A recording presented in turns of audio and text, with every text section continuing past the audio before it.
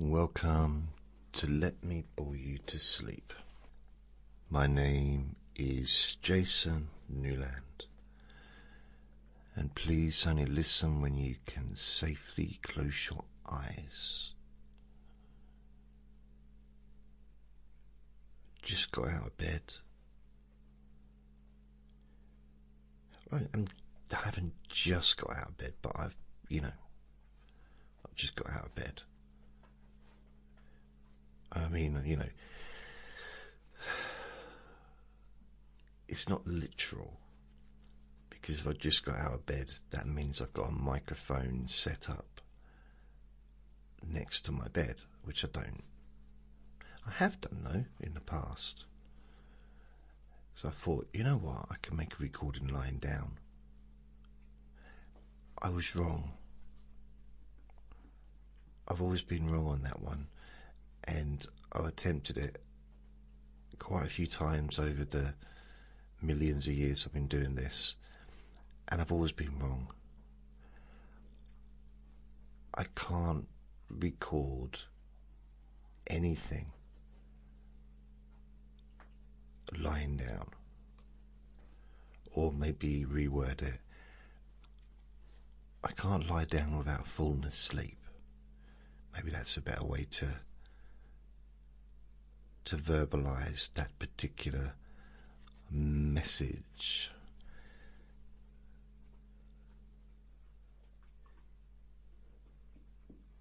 It's even worse if I was making hypnosis recordings. I'd be gone, and I'd wake up like an hour later. I'd listen back to it, and all it was me snoring. I thought, I wonder if anyone wouldn't notice. But then, in reality, I can imagine that. Can you imagine? Oh, wow. If I released a recording of me just starting off normal and then snoring for like an hour. 4 times the volume of me talking.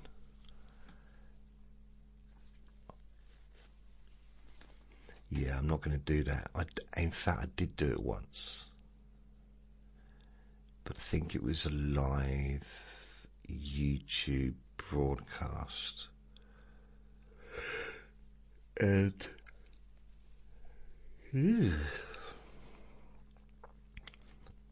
yeah, I did fall asleep.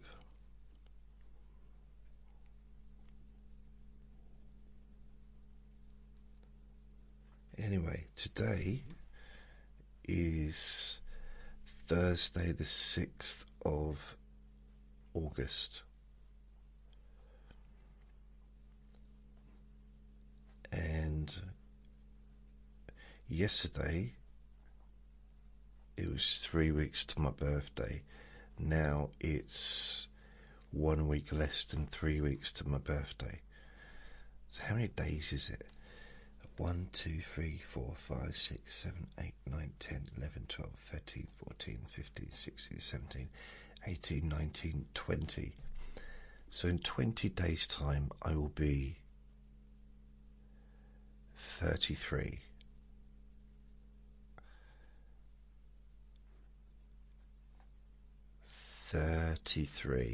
Can you imagine? No, 56. 56. Crazy.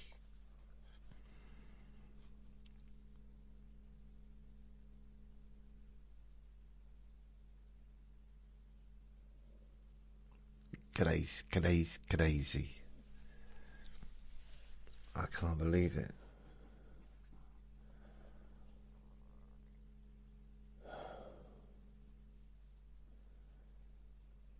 No, I still can't get my head around it, genuinely.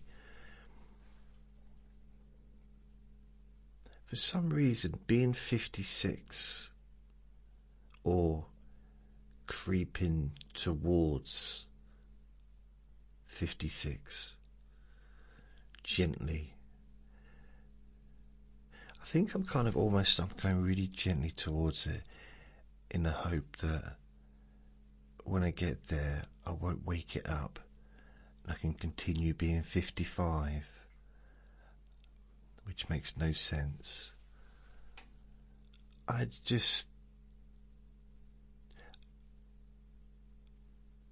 don't think I was that bothered about being 55. But I might be wrong. I mean, if I was to go back and, well, not go back, but go back in the sense of listening to old recordings. But I was about to say, if I go back and listen, I won't be going back and listening, I'll be going forward and listening, won't I? I can't go back and do anything. And as I'm doing this, if I do listen to old recordings, I'll be going forward and listening to old recordings.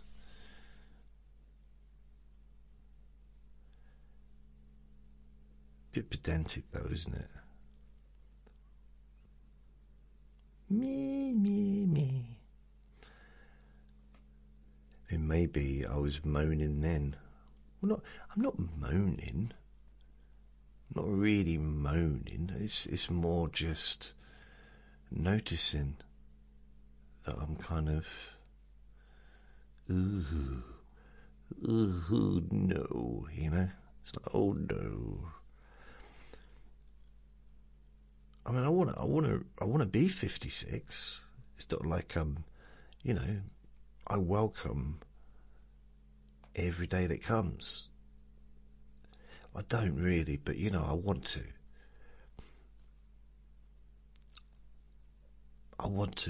That's the kind of person I want to be. Because sometimes I do feel like that, like, you know, really, you're brilliant. Another day, great. As opposed to, oh, another day, great. No, I'm quite neutral when it comes to the days. I think it's, if you got something to look forward to, you know, maybe going on holiday, or you're, I don't know, what do people look forward to? Like social events, maybe family events, weddings, funeral. So you don't really look forward to a funeral, do you? But although you do, because if you think about something that's going to happen in the future, you're looking forward to it. Because we changed our language, didn't we? Looking forward used to mean you're just like thinking about something that's going to happen. You're planning something for the future. You're looking forward to something that's going to happen in the near present, soon. I'm trying to say, I think, another word rather than future, but I can't. And it didn't used to mean enjoyment or excitement, invigoration. So you can't really say, oh, I'm looking forward to the funeral. Because although you are, in a sense of you're planning, maybe someone's planning it, or you're just thinking what you're going to be wearing, so you're looking forward to that thing because you're planning for it. Some people might take offence and say, what do you mean you're looking forward to it?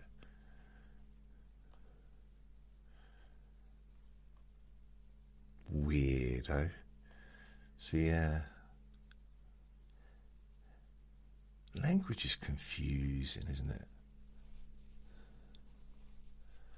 Well, it can be. I'll tell you this very famous story. You might have heard of it, but if you're not, yeah, there's going to be some people that have never heard of it. So this was in, I think, the 60s. Might have been, no, it was in the 60s. I think 50s or 60s, England, in London, I think.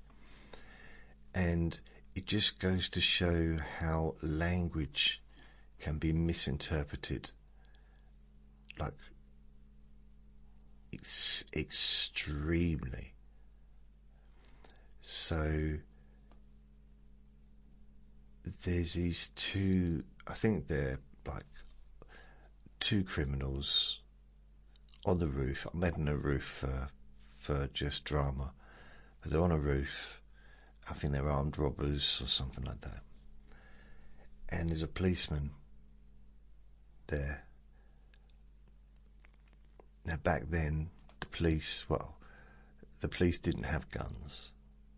There was two police and two armed robbers.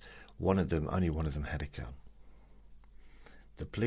One of the policemen said to the armed robber, so they got them cornered, they couldn't go anywhere.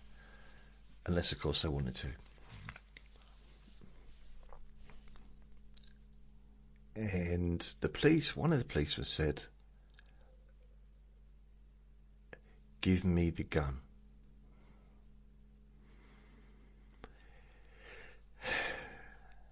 The other robber, not the one with the gun, but the other one, the other robber shouted at his friend, let him have it. And the robber, the one with the gun, pulled the trigger, which led to really big story back then. Now the argument came down to syntax, came down to what was the meaning of what he said. Because the sentence, let him have it, some argued, well, he's saying to his friend, let the policeman have the gun. The policeman's just asked for the gun, let him have the gun. And let's all go home and have some cocoa and watch Top of the Pops. Others argued, let him have it is very colloquial, or I don't know if the right word is, but slang for give it him, give it to him, shoot him. So let him have it had two meanings in that scenario, and the jury had to decide which one was meant, because basically one of them was 1,000% guilty because he's the one that just shot the shotgun. They had to decide whether or not the other bloke, the other robber who didn't have a gun and didn't shoot anyone, was also guilty of, because he's the one that shouted let him have it, almost gave him the instructions. But did he say let him have it, or let him have the gun, let him have it, just give it to him? See, if it had said give it to him, no, maybe that wouldn't have worked.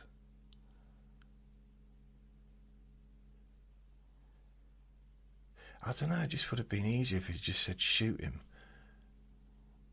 But then he would have been guilty anyway, wouldn't he? So that wouldn't have, yeah, maybe not.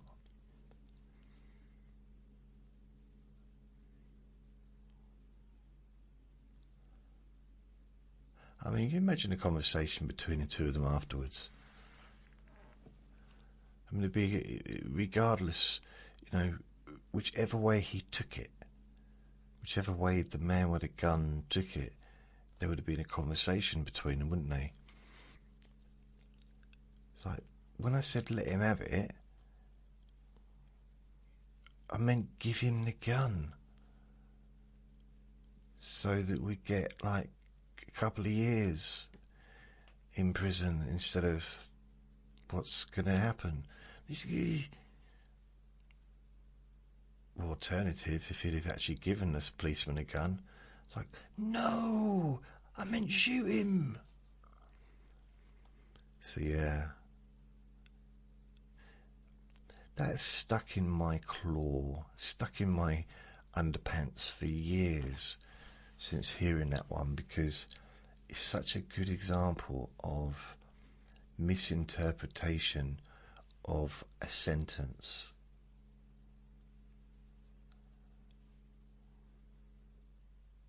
And how that can have a really huge impact, because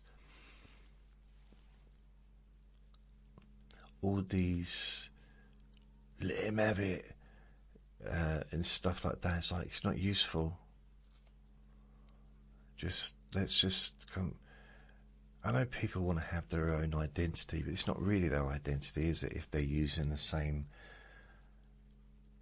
words and the same phrases as all their friends, then it's really just a case of, I want to be an individual just like all my friends. They're not really,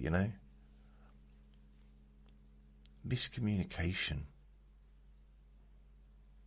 I mean, now I cannot keep up with the speaking that I see. I watch TikTok. I go on TikTok, and genuinely, I'm just amazed at the words that people are using and the phrases that people are using. And it's a different language. And I'm sitting here trying to decipher what's being said. And sometimes I'm watching, I'm trying to type into ChatGPT the words so I can get the meaning, the slang or street meaning. And I'm trying to do that in real time, which is hard because I struggle to type with my left hand. And it's like, really, there's one thing, what's it? I come on my ones. That means I come alone. So when you got a lot of young men giving it large on TikTok, and it's like, oh, flappy ears. Don't look over there for the water, Vinny. The water's in the bedroom. You know it is. You're the one that followed me into the living room. You should still be in bed. In fact, if I closed the door, you would have still been in bed. I left him on his own yesterday. I didn't have to, but I met up with a friend, and I left here 10:15 in the morning. Got back about 12:30, and I'd recorded him, so audio-wise, I recorded him while I was out, and apart from initially when I closed the door, he let out a whimper. Nothing. The whole time, it didn't make a sound. Now, I'd like to take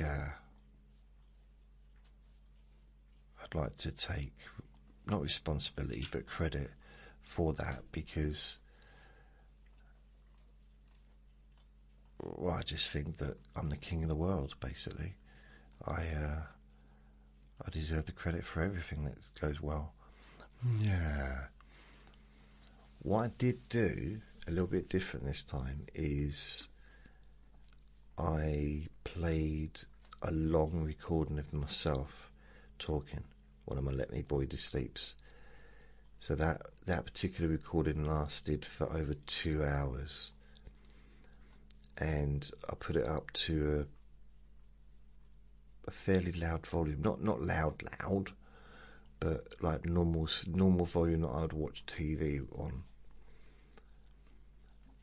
And I left that on, and the theory of doing that was, I thought when he closed his eyes, he'd hear my voice and he'd forget I wasn't here. because that's what he hears when I'm making a recording. You know, he sit there, he might be on the floor asleep, or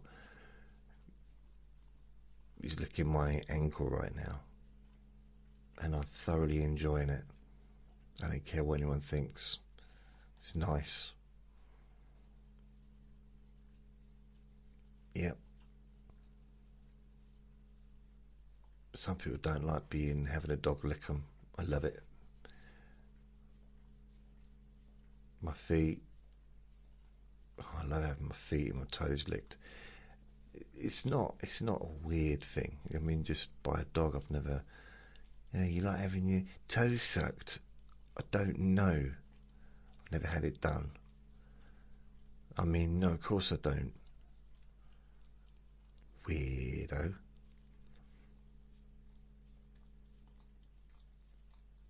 I can't imagine.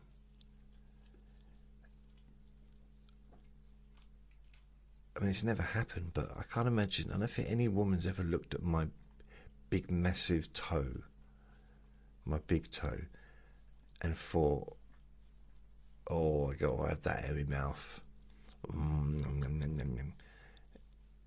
No.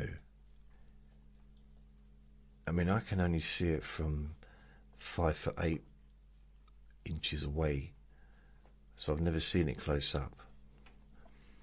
But from where I can see it, it doesn't look edible. Doesn't look like something doesn't. It does its job, but it doesn't. I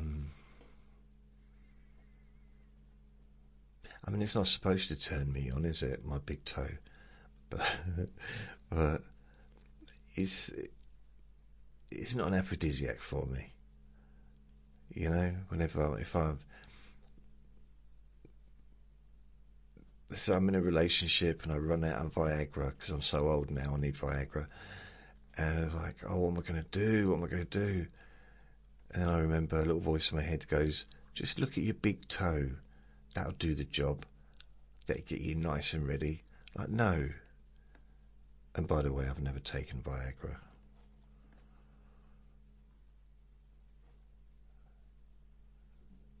I mean, what would be the point in me taking Viagra? There'd be no point. I mean, for what I want to do, Viagra can keep you going for hours. No. I want to have everything started, finished and cleaned up by the end of the adverts. I'm not interested in going for hours. Who the heck would want to go do anything for hours? There's nothing in the world I would want to do for hours and hours and hours. Not even eat chocolate. No, nothing.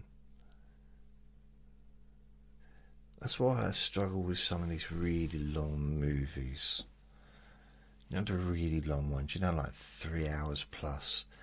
I can't watch them all in one go. I have to watch them like in 3 parts or something. And that started, these really long movies kind of started during the, what's those, The Ring, those movies.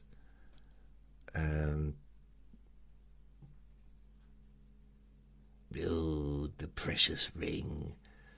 Yeah, it's precious. You need to look after your ring. That's right. What is it called? Not War of the Worlds. The ones with the wizards and stuff. Not Harry Potter.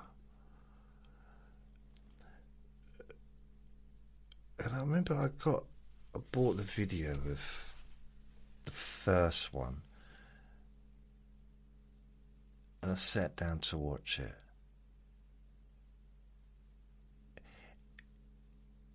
And I felt myself aging. I could literally feel my beard growing. And I thought, at this rate, I'm going to look like the wizard. And I was halfway through and I was getting phone calls from work. I started watching it on Saturday morning. I was getting phone calls at work on Wednesday like, we haven't heard from you, are you okay? It's like, no, it's fine, I'm just watching a movie. It's the wizard one. Well, Harry Potter? No, the other one. Oh, the one about the ring. Oh, my precious. Yeah, we don't all have to do impressions of that, do we? I don't know what it is. I can't just say the ring without going, oh, my precious. But so long. I can't sit and do anything for 3 hours generally. I mean, I have done a 3-hour recording once. Yeah, I did. That's a long time. I've done quite a few 2-hour recordings. Quite a lot. So 2 hours doesn't seem too long.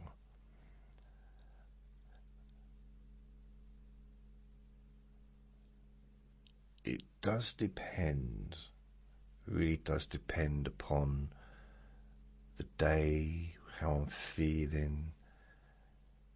Because you know, sometimes if you're chatting, time goes by fairly quickly.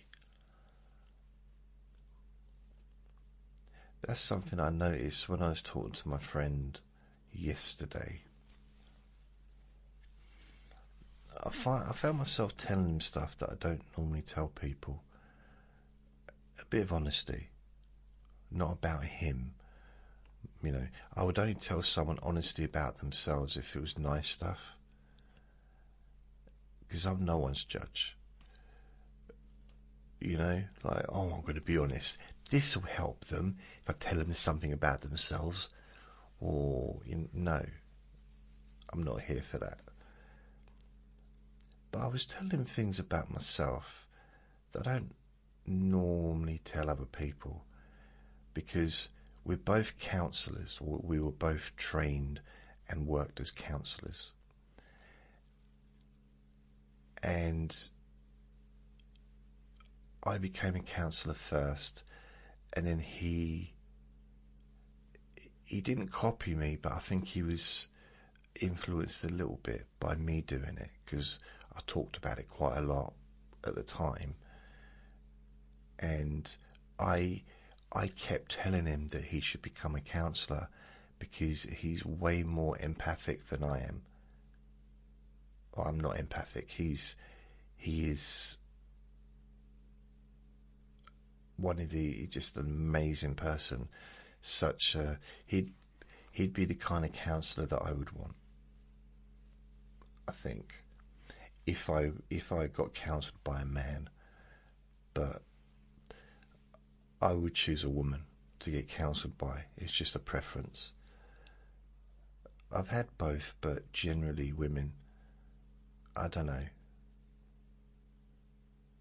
I've always got on, not always, but generally, from the age of 30, I don't know why it started at 30, but I started to make quite close friendships with women.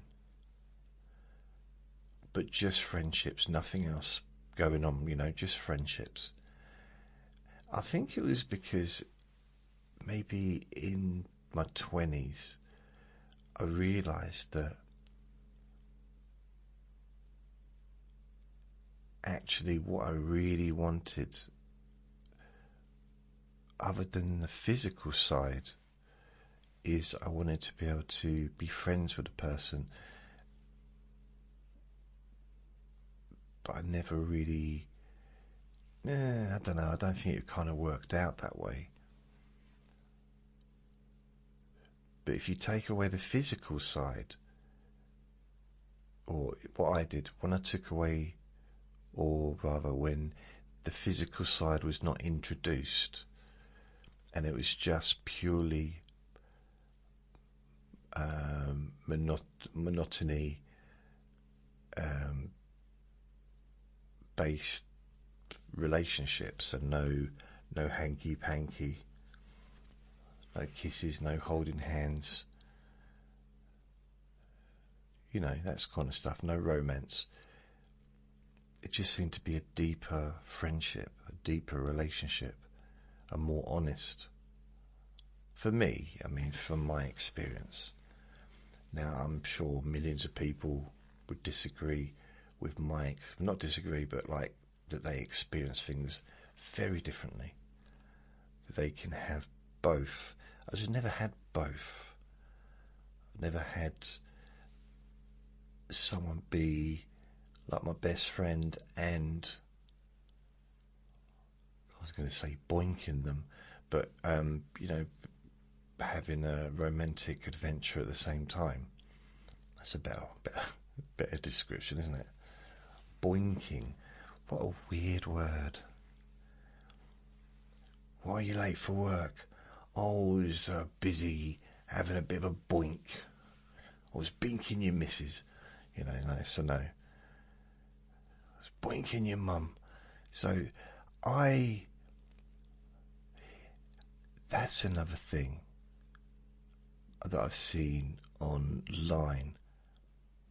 Now, people can have a conversation,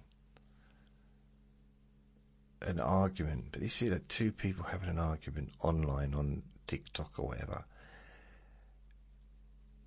and one person, you can't even mention the other person's mum, even if it's just you say,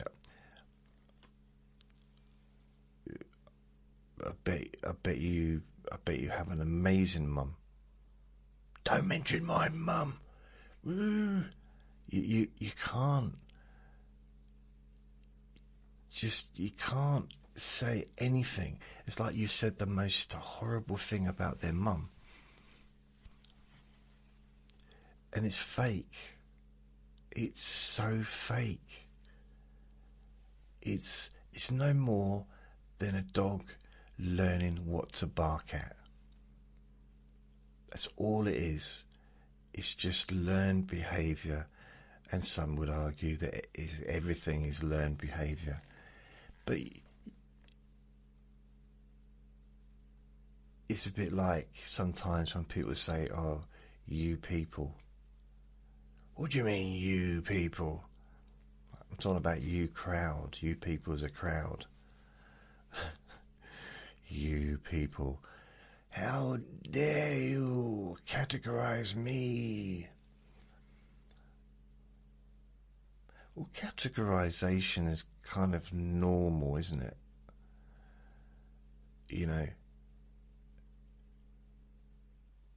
Especially if you have to describe somebody. A lot of comedies are made of that.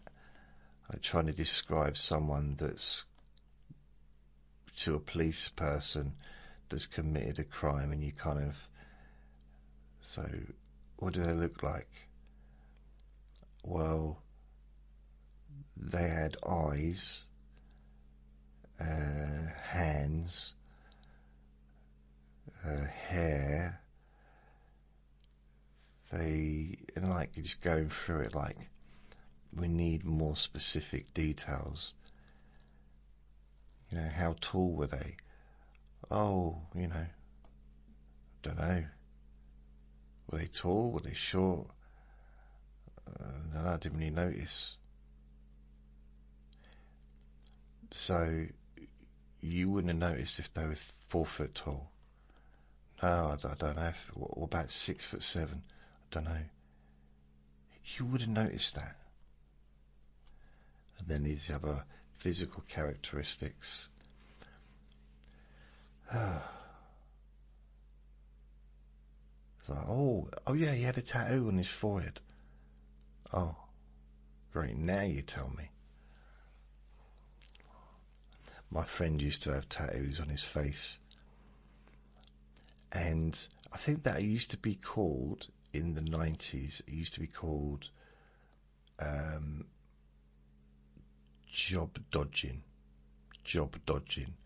or there was another word like basically you're not going to get a job. If you turn up at an interview with tattoos on your face, at certain parts of history, I mean, maybe not now, but back in the 80s and the 90s, maybe 2000s even, you wouldn't have got a job, depending, unless it was a tattoo artist, then yeah, you would have got the job probably. But a lot of jobs would not, they wouldn't, you know, which is prejudice. But then I suppose some of it is like, well, I mean, I did say that to someone once when I was working in the call centre. Like, they said we have to wear a shirt and tie and trousers. That's the thing that annoyed me. What do you mean? Why have I got to wear pants? Ongoing theme. And I said, why have we got to wear a shirt and a tie? The customers can't see us. They're on the phone. So we're sitting here uncomfortably dressed. Actually, a little while after that, I realised I could just wear baggier clothes. I didn't have to wear tight clothes to show off all my muscles.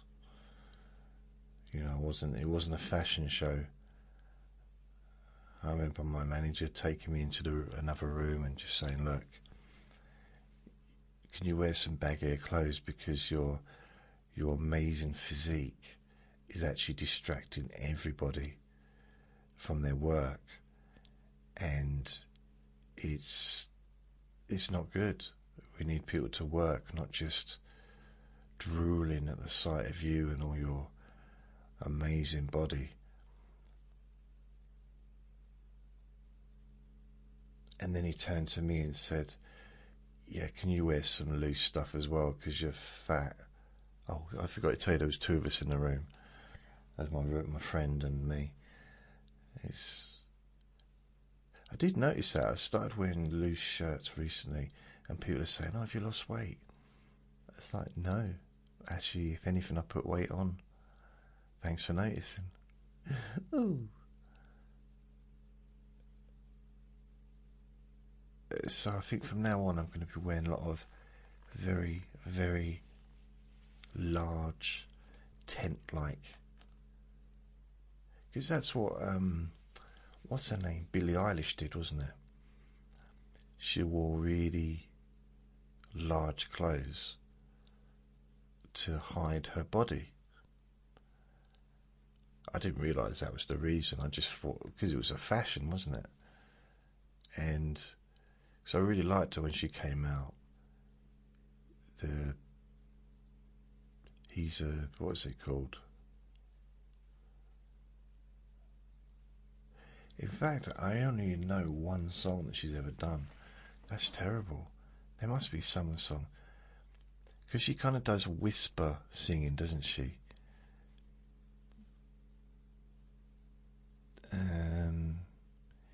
He's a bad guy. If he's not a bad guy, better be a bad guy. A good guy, a better good guy. So there was that one, which I remember I was listening to.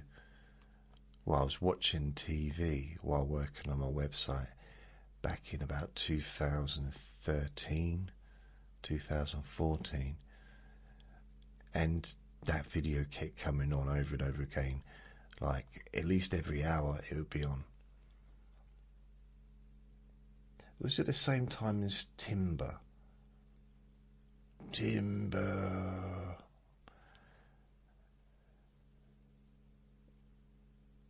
wonder what other songs were around at that time. I can't rightly remember.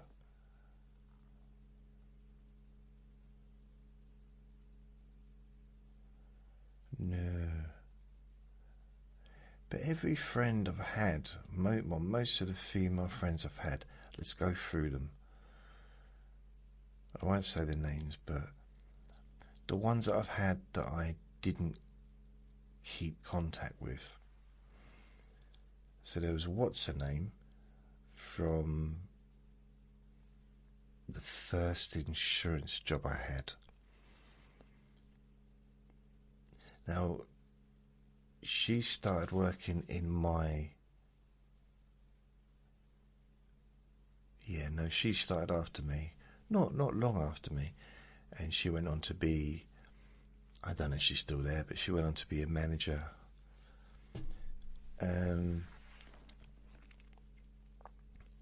We just hit it off, me and her. And we used to have a laugh, and then we'd go out. We used to go out.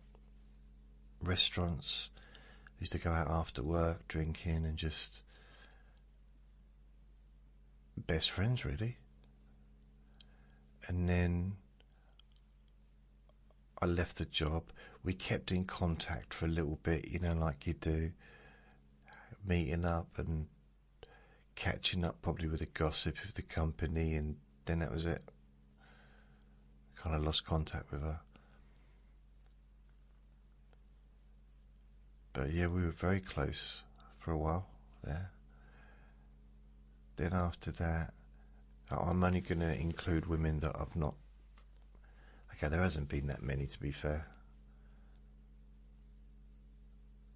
But I got very close with a lady that I worked with, that I was at college with, in 2003. But we're still friends, so that doesn't count as far as like ones. But yeah, we're very, very close. We're very close and still are good friends 20 odd years later. The next female friend I had, which kind of just points to the fact that I haven't actually had that many female friends, is... I'm just going through the different other jobs. Did I have any friends at all in the second insurance job? I did. But I generally, unlike the first insurance job, I wasn't going out drinking with the people I worked with. Apart from a couple of times. So yeah. And then the third insurance job I had, no, I wasn't really there a huge amount of time, so I didn't get to know... I didn't socialise with anybody in that place. I liked people, they were nice. I mean, a call centre is just like the world, It's, you've got people, you've got some really friendly people, some people that are quite, I suppose, extroverts, some people are very quiet, some people that are very judgy, some people that are gossipy, some people that... I like the gossipy ones, they're fun. And you've got other people that just... Okay, out of all the people, there's going to be someone that perhaps just doesn't like me, which is fine, it's normal. And other people that just tolerate. Mind you, I notice when people get to know me, they tend to, I remember I had lunch with someone and they said, because it was it Works Do? And they said, for all this time, I thought you was an absolute knobhead. I said, all right, okay. And he said, after spending the last 2 hours sitting next to you at a table eating, it's been confirmed. We laughed. Actually, in the first insurance job, I did sit next to this lady who I judged. I did. she just seemed, she was young, she seemed vacant, and she just didn't pay me any attention. Not that she should have done, but I didn't feel that she liked me, and the fact is she'd not even noticed that I existed, which is, I don't know if that's better or not, actually. I think I'd rather be noticed and disliked than just not even acknowledged. Back then that was, not now. Anyway, I got stuck next to her for the meal during the what do they call it? It's like a summer ball, they called it, I think. And we got together with other parts of the company in this huge place, and it was like a wedding, really, but without the misery. No, it was a big thing. So I'm stuck next to this girl, or female, who's probably about 25. I'm 32, 31, and it turned out she was absolutely delightful, and I don't use that word generally. She was lovely, friendly, funny, really nice person. And I realised that all I judged her on was,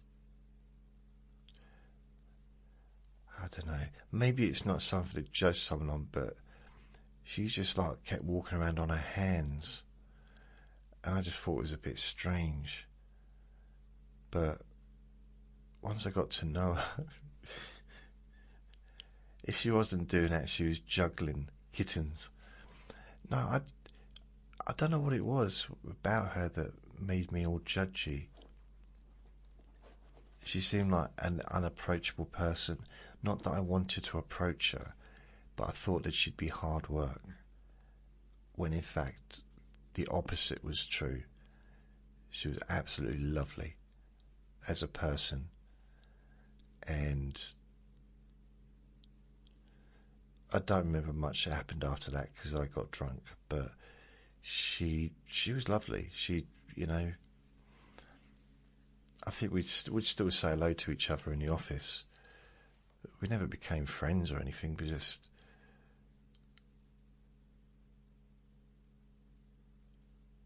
I don't know, it just showed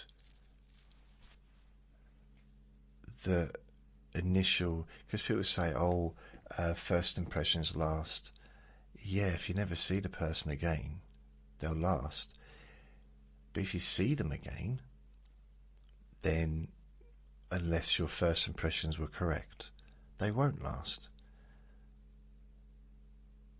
So if you meet someone and the first time you meet them, they're having a really difficult day, and you might think, what a knobby. Now, if you don't see them again, I realise I'm just repeating myself now, but if someone ever mentions that person, you say, nope, they're a knobby. No, they're nice, really. Nope, they're a knobby. But then if you're kind of, let's say you're stuck in a well with them, and I don't know why you would be stuck in a well, but just go with me on this one. And people are chucking popcorn down the well for you to eat. And you get to know each other and like, oh, you're not so bad. You're quite a nice person, actually.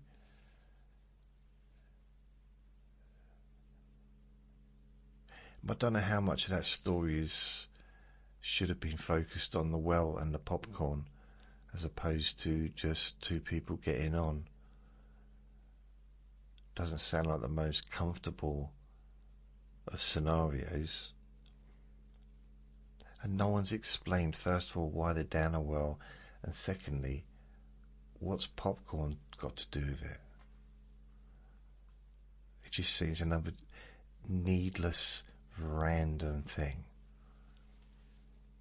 Why? Oh, why? Oh, why? Oh, there was another friend.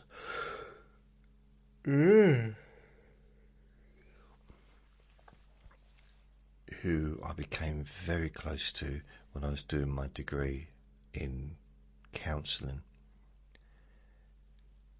And yeah, we became very, very close.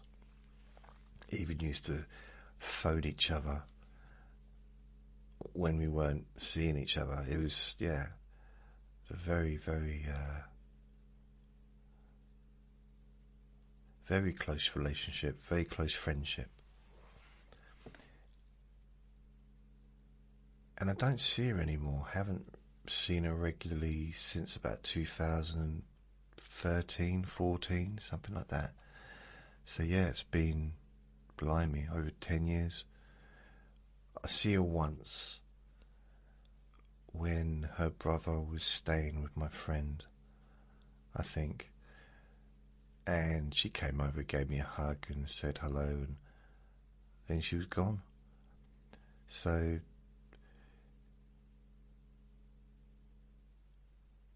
probably,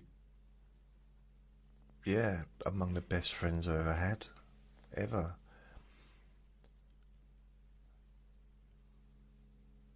And also, if it wasn't for her, I would not have got my degree. It's as simple as that.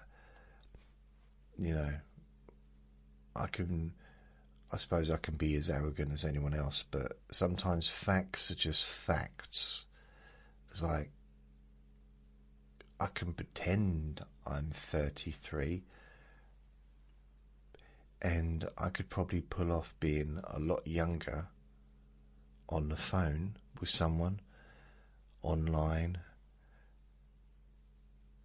But if you're going to meet me, you're going to see that I'm not 33. I don't know what the point of that sentence was. What's that got to do with me doing the degree? Oh yeah, telling the truth. So, if it hadn't been for her, I would not have got my degree. I would not have finished my course. Wouldn't have finished it. And I don't know if I ever thanked her directly, but I thanked her on these podcasts. Vinny, what are you doing? There's no fly. Where do the flies go? Because there's a fly that lives in here. But when I get up early in the morning, it's nowhere near. It's not here. I mean, do they have beds? I should remember the dream I was having last night. That was a weird dream. Yeah, it was a weird dream because again I was living in a house with my brothers again. But this time they were sleeping in different rooms. What is it about dreaming about my brothers? It's very strange. I don't normally dream about them, not in the same dream. But my older brothers, not my younger brother, but my two older brothers. It's like, why am I dreaming about them?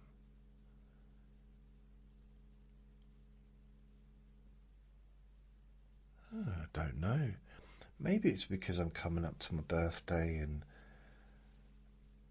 in the 2-month period, basically, or in 1 month, in like a 4-week period, pretty much all 3 of our birthdays are.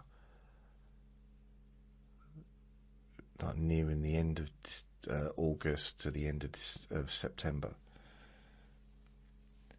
So my other brother's birthday's in under 2 weeks, and the other one's in probably about 6 weeks. 6 weeks. 1, 2, 3, 4, 5, 6. Yeah. So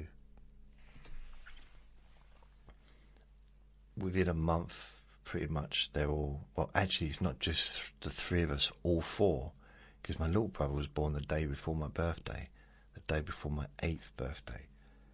So all 4 of us within a month our birthdays are. 3 of us within 1 week.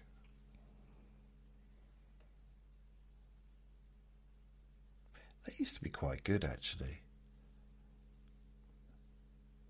Because even when it wasn't my birthday, it was still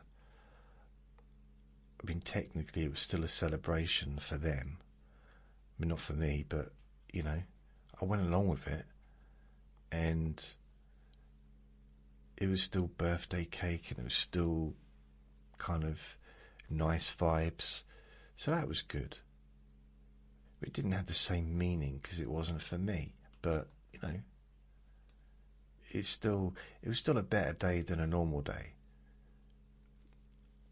And because I was born 26th of August, I always had my birthday during the summer holidays, like when I was at school, always.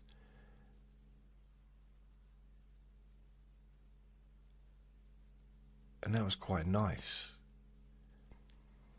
I mean, when I started going to work, I decided that I was going to have the day off, my birthday off, every year, because that's what I'd done throughout school. But it didn't quite work that way. But there was a period when I did do that, when I said, no, I'm not working on that day. I'm having that day off every year. I used to have a little routine when I was in Stratford. I would get ready. It's really weird. I'm just trying to think of my routine and just trying to remember what it was like living in that room in Stratford. Oh, it was a grotty room. It really was. Oh. But I didn't seem to care. I didn't even have a colour TV. I just had a black and white portable television. Wow. It's strange because earlier, early 1991, I had a job, an okay paying job in the bakery, and then I went into the bakery itself and was earning, really good money. I could have bought the best TV there was. Okay, maybe not the best TV in the world, because that probably would have been thousands. But I could have bought a really decent TV, a colour TV. But I didn't. I don't know why.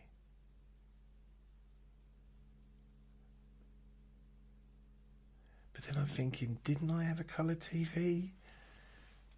Surely I couldn't have watched black and white all those years. That doesn't seem realistic, does it?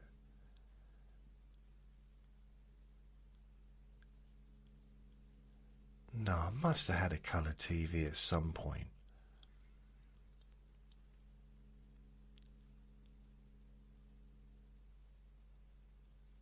I must have done. I must have had a portable colour TV, because that's just ridiculous. Having a TV that's black and white. But then, when I moved out of London, I think my dad gave me a black and white portable TV. I didn't have a TV at that time. I don't know why. And it was only just to keep me going until I got myself a colour TV. But then I didn't get a colour TV for ages. I just stuck with a black and white one. And at this point I was earning fairly good money. Not for the first, what was it? It was the end of September I started there. Well, not the end, it was the beginning. In fact, it was the, what was it? It was the 10th of September 2001. 10th or 9th. either the 9th or the 10th that I started working there. And I didn't really earn any money until the end of that month. So I earned a little bit. And then the end of November, I didn't really earn much.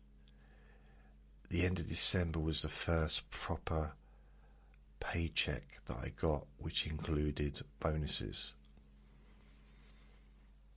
But there wasn't a lot of bonus because I didn't sell much when I first started. I wasn't very good.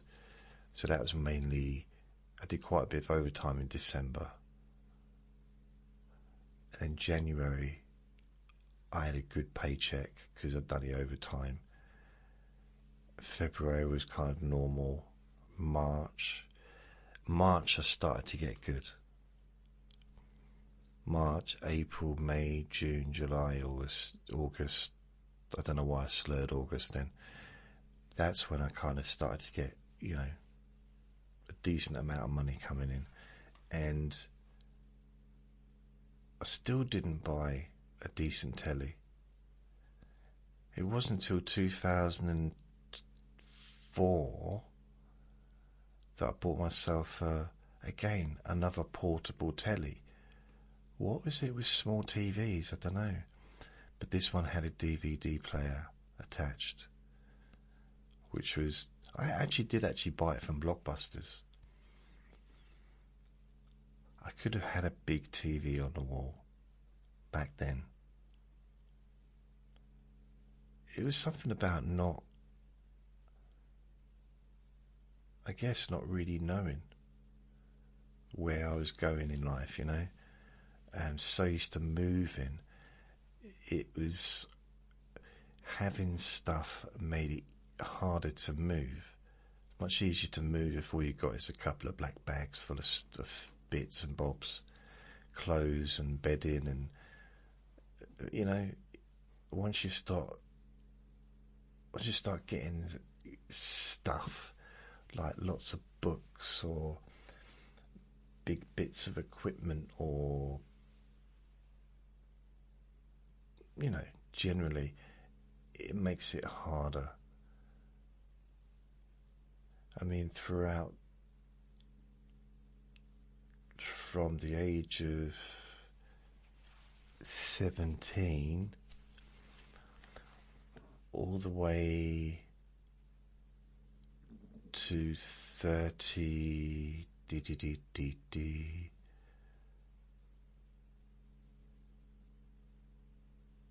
yeah, 34, 17 to 34, I'd never bought really any furniture. It's not true, I bought desks and stuff, but this was the first time I needed to buy a bed, because I rented this room and it was completely empty. Now about. I was like, what the heck? Not even any radiators. It wasn't a very sensible idea of mine. I'm not. The radiators wasn't my idea, but I don't think it's even legal to rent a room out that doesn't have central heating. Crazy. But anyway, I only lived there for a year. But it was empty. Before that, all the rooms I lived in had beds.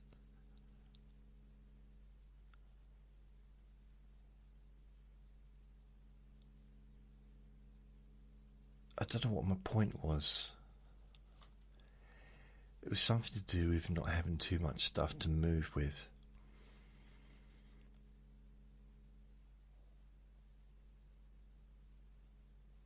Yeah.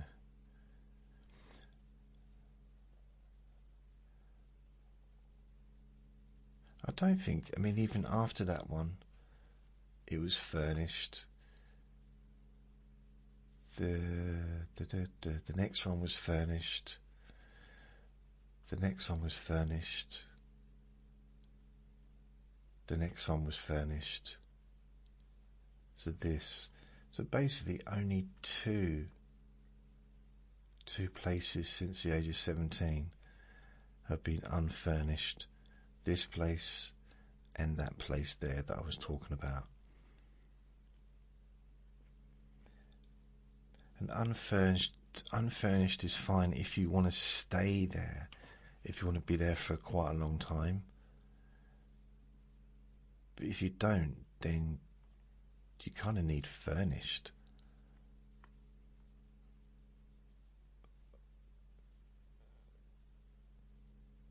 Because filling a room up or a flat up with furniture and then moving.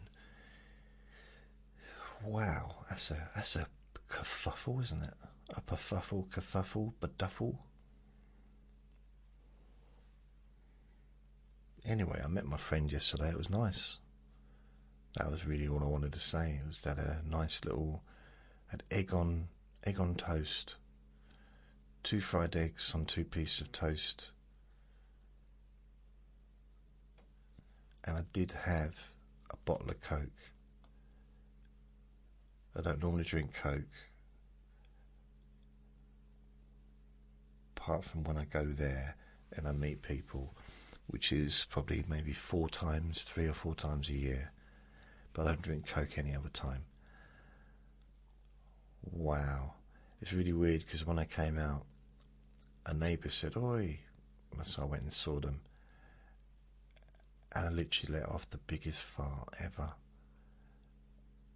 And the bubbles, the Coke really kind of, I suppose, it was a mixture really, wasn't it? It's quite a toxic mixture. Eggs and Coca-Cola. Yeah. Things were outside, so the smell wasn't too bad. Oh, how lovely. What a lovely way to end the recording. Hello, Finley. You alright, darling? I can't believe how good he was. Mind you, last night he started barking while we was in bed, so I don't know what he was barking at. I need to look at the camera. But he started barking, but he doesn't normally do that as well. I don't know what it was. Oh, flappy ears. Oh, he's begging now. What is he wants? Do you want some food? Are you hungry? Thing is, I've got no TREEEEEEETS for him, and I can't get any till tomorrow. And he's so used to just eating them.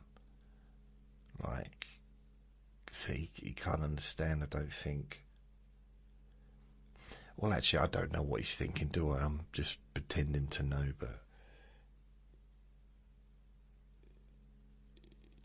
I think he's got treats on the mind. I said the word, didn't I? The thing is, yesterday when I left here, before I left, I said to him, "If you're a good boy, I'll get you a treat." But I didn't. I was going to go to the pet shop and get something for him, but I didn't. I forgot. I just did forget, and it was just, I went home, and also it would have meant trying to cross that road, which is very difficult. Didn't fancy it. But I feel like I've let him down, and he was such a good boy. You're a good boy, aren't you, Vinny? Sometimes. Right.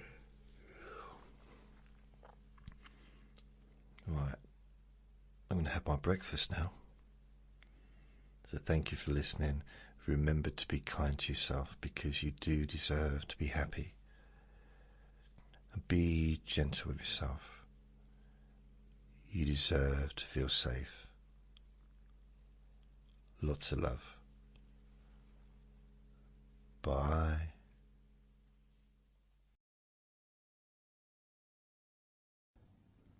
Relax in a more deep and meaningful way.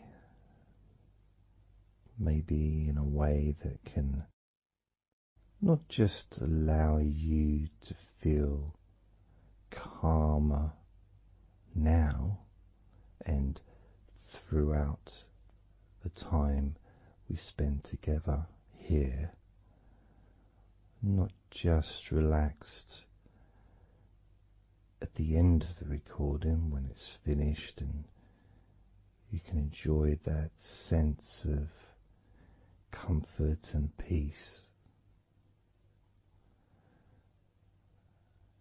but also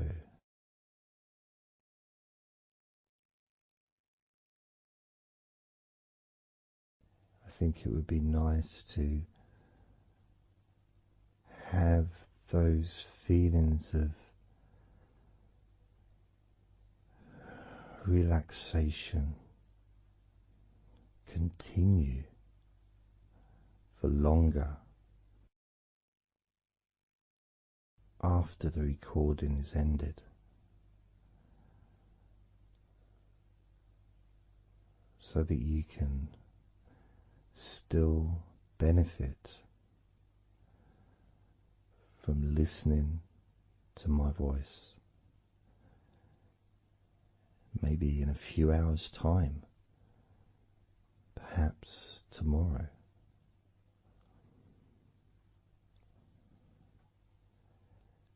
And then by listening regularly,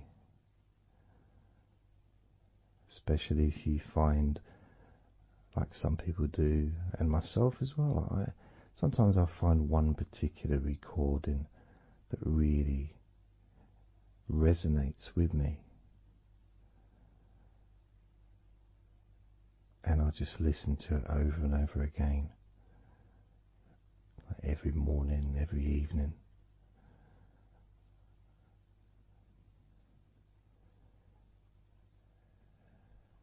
There was this recording from, we're going back to about 1999. It wasn't hypnosis, but it was a guided visualization, so it kind of was hypnosis really. And I managed to find it again, and it still has the same effect on me. And part of it was the person's voice relaxed me. Just felt so peaceful, and I'd look forward to listening to her in the morning and in the evening.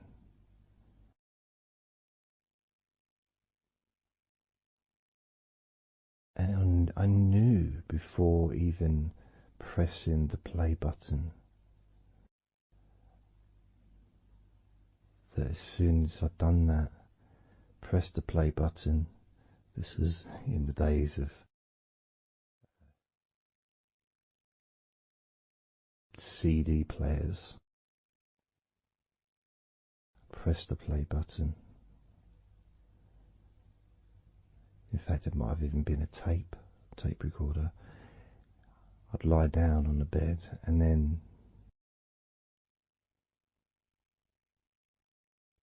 even without necessarily listening to her words,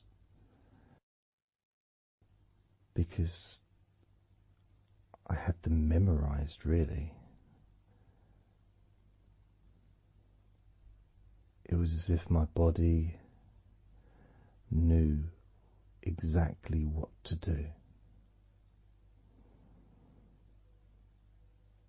And the muscles just almost went into automatic relaxation.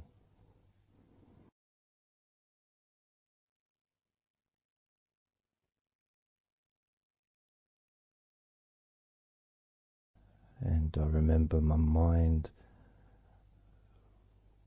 would slow down.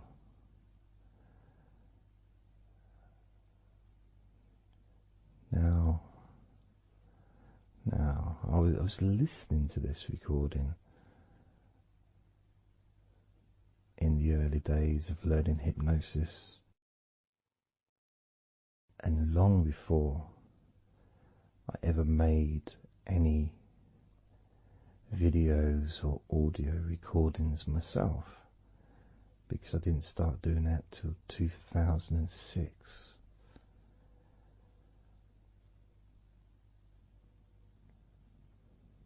But I knew how helpful I found being able to just let go, to have that trust in the person that I'm listening to.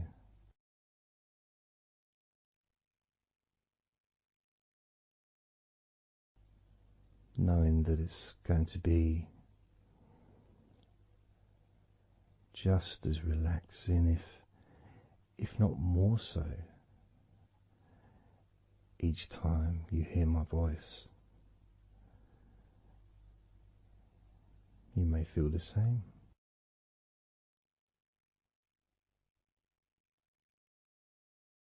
Some people have been listening to me for over a decade.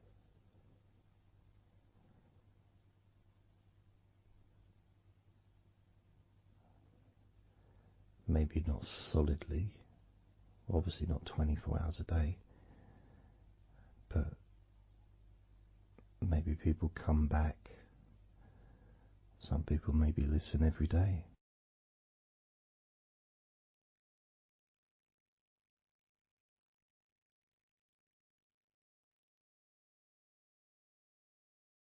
And something that I do, which you may not realize by listening, is when I record these recordings, now for example, I also am affected by the words that I say.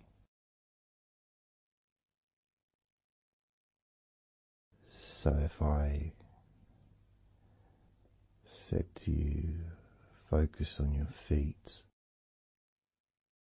notice your feet relaxing, I will be focusing on my feet. I will be noticing my feet relaxing.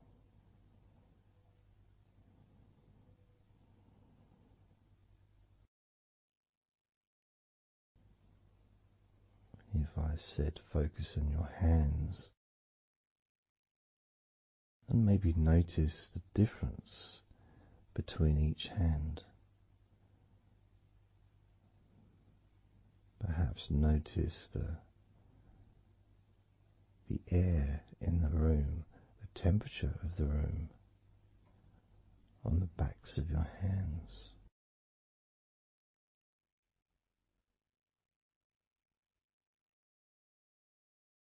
You may start to notice what almost feels like a very light breeze,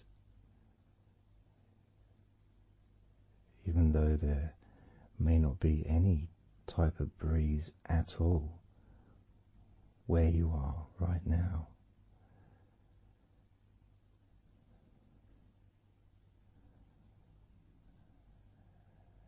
And as you become aware of your hands, I'm also aware of how relaxed my hands are feeling now.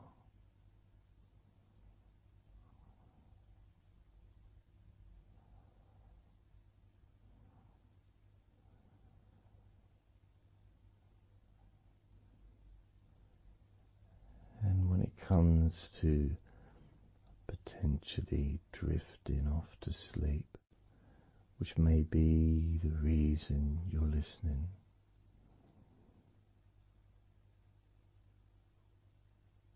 I also feel drowsy when I make these recordings. I also notice my mind drifting.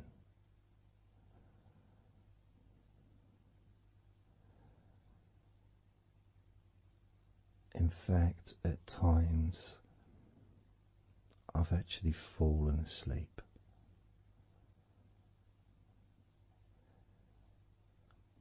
Without even noticing. And then I carry on talking.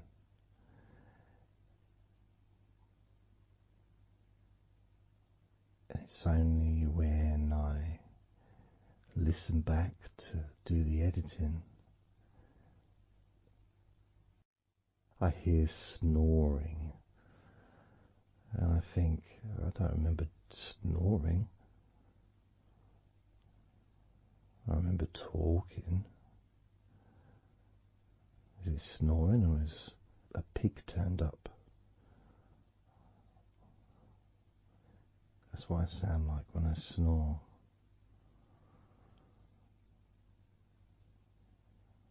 And I get really into the whole experience.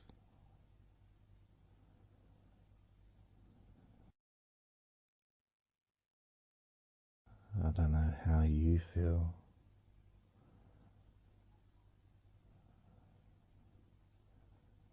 How relaxed you feel in your feet. How relaxed you feel in your hands.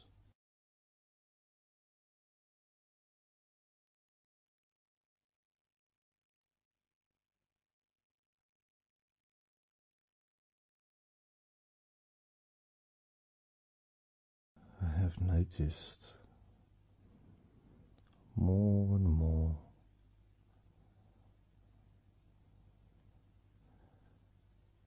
that the more relaxed, deeper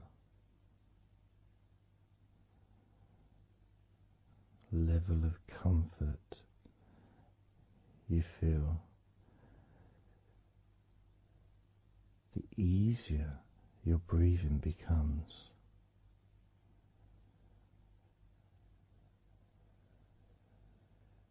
It's almost like that additional muscle relaxation. So this allows you to breathe easier.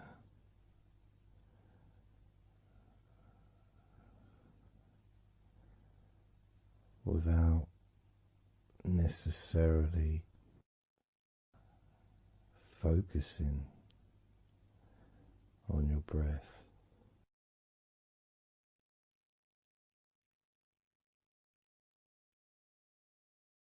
However, being able to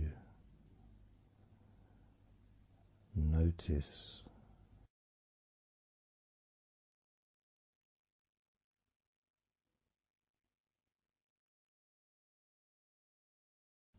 the ease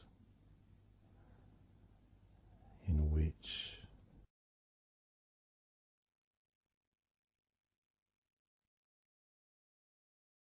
you breathe so naturally.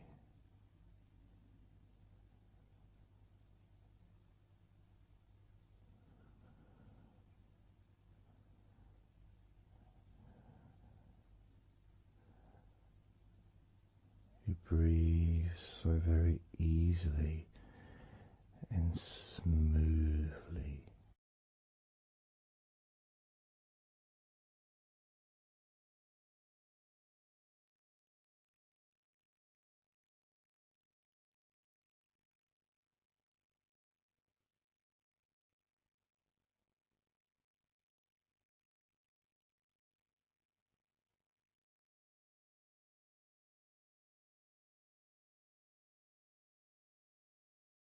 whenever I imagine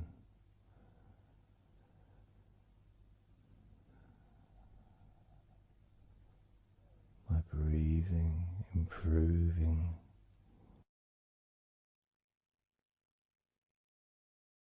when I've got my eyes closed,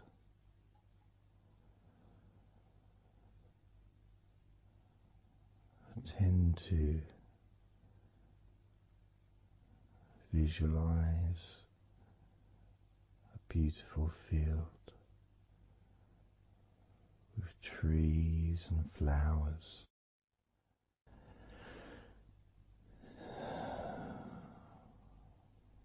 producing all that life-giving oxygen.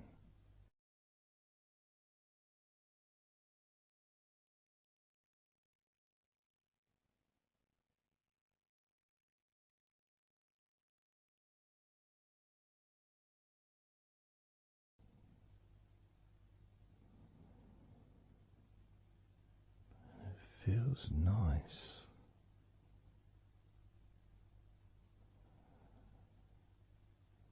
to, if nothing else, just taking some time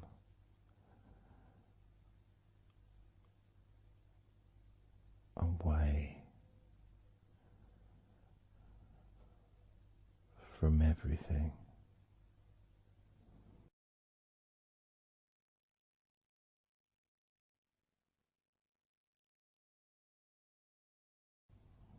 Enjoying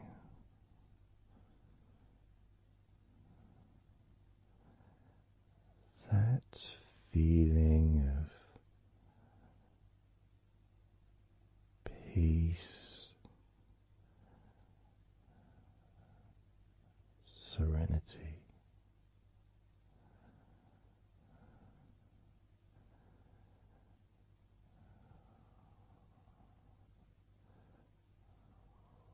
with a joyful heart.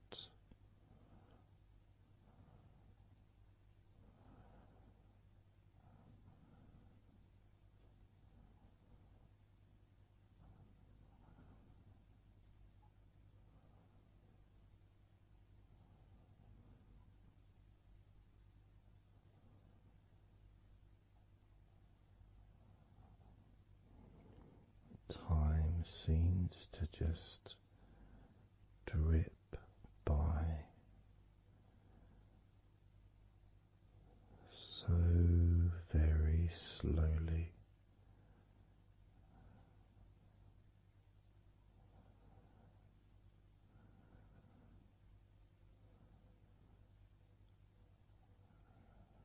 Relaxed,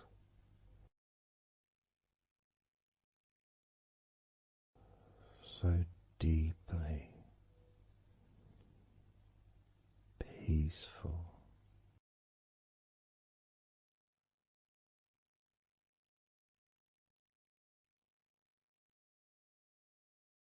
completely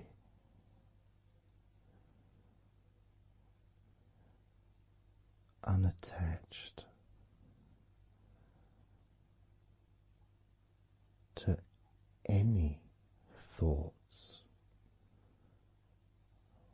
whatsoever in this moment.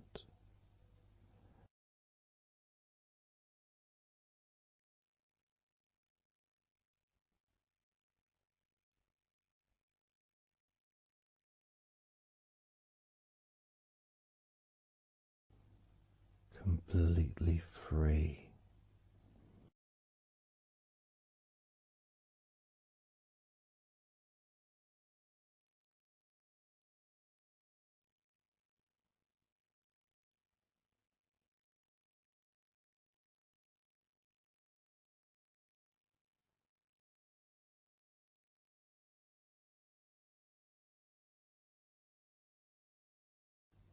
Noticing that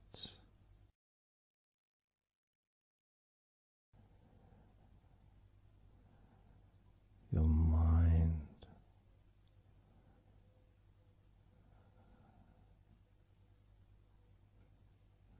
slowed down.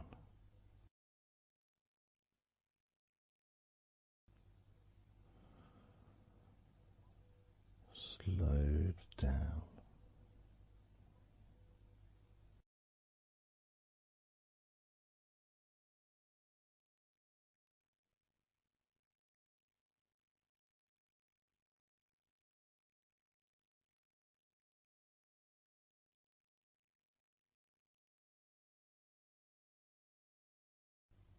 Because nothing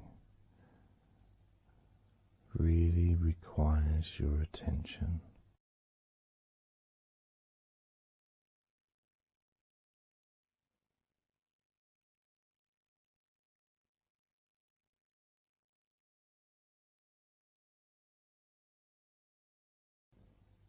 You can enjoy the physical sensations of allowing the stress to drip out of your body.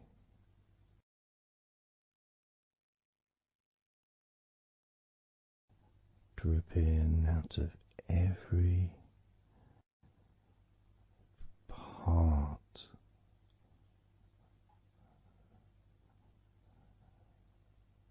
of your body.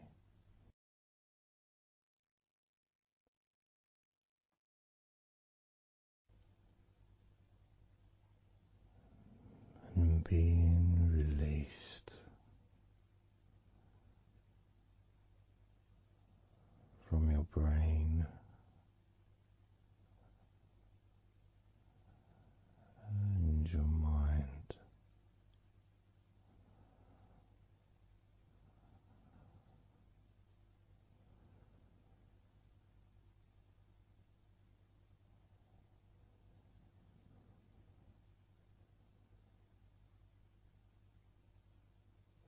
Slowly but surely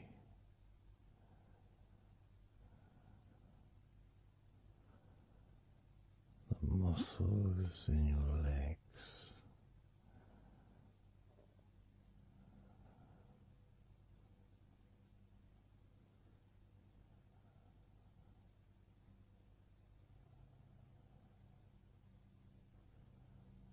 relax, relax,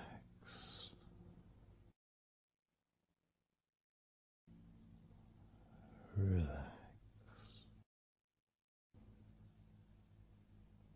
so very deeply.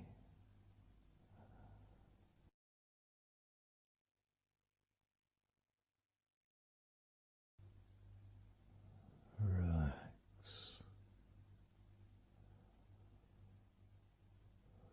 so deeply.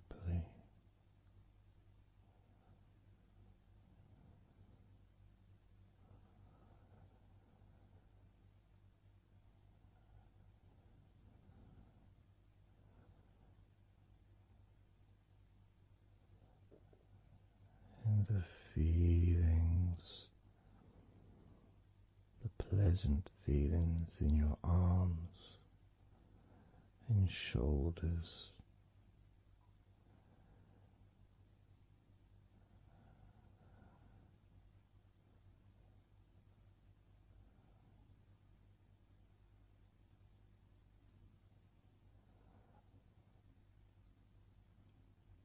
deepening each part of your body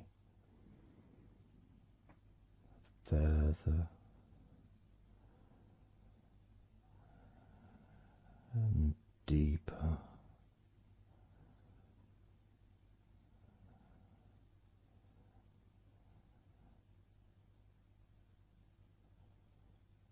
and deeper.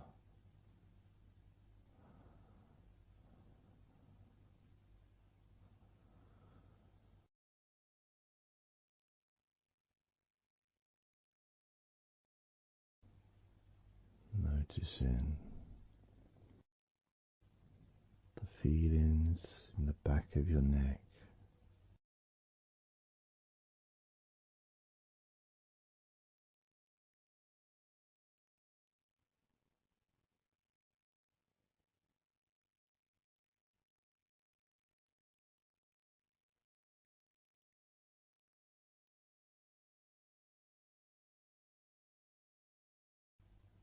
feelings in your wrists,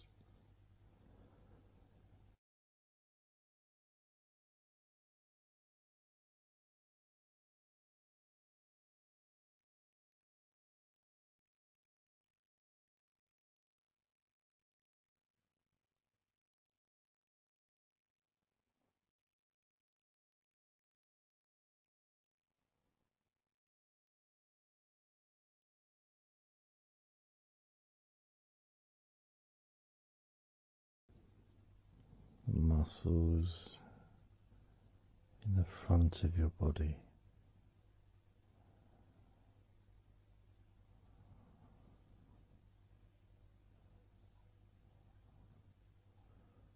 are also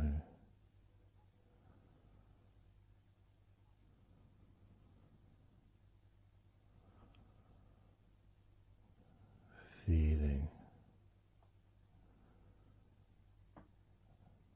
peaceful.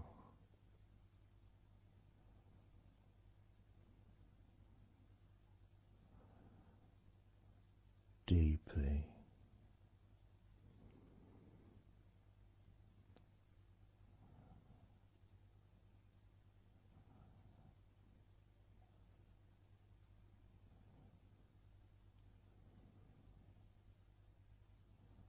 there's a sense of peace spreads through your very core.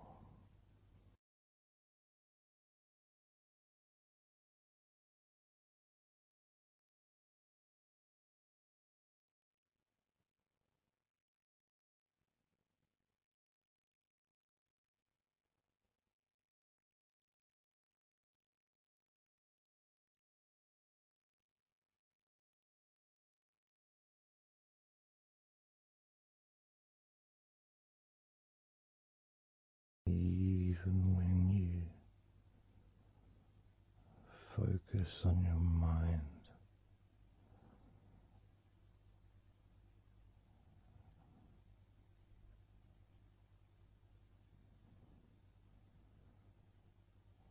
your mind becomes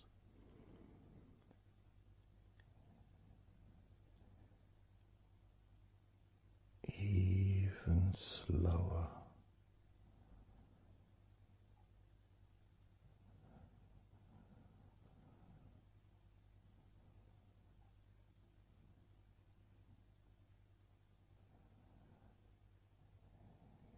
Even deeper.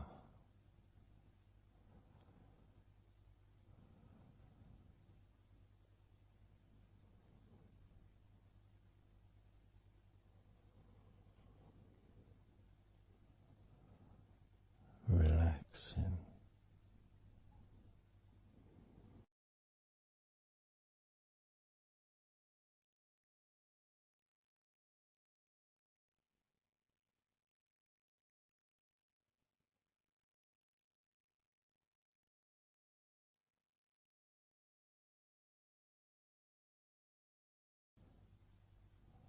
So very slow.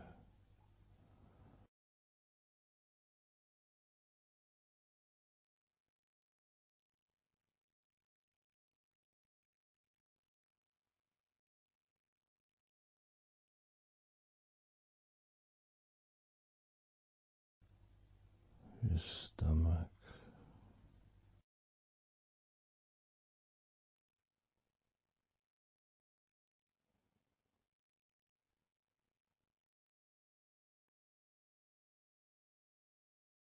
Peaceful in your stomach.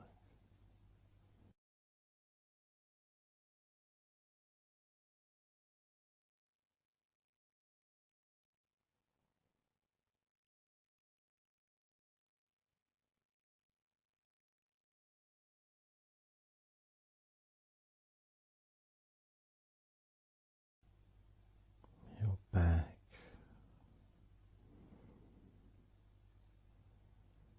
Notice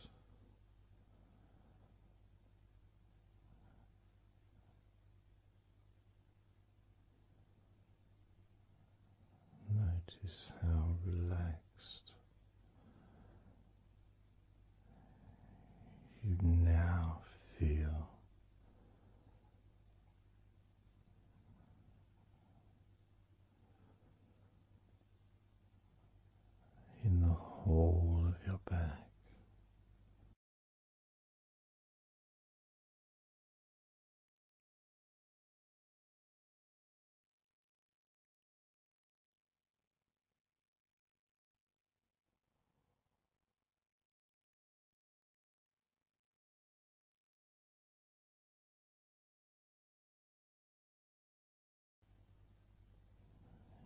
spine,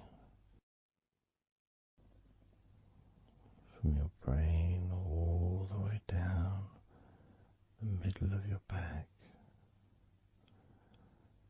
sending and receiving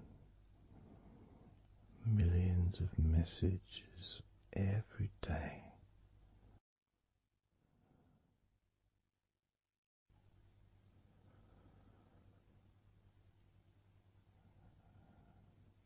Deep comfort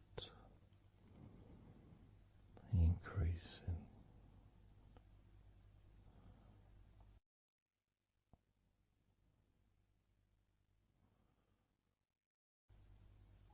Deeply relaxed.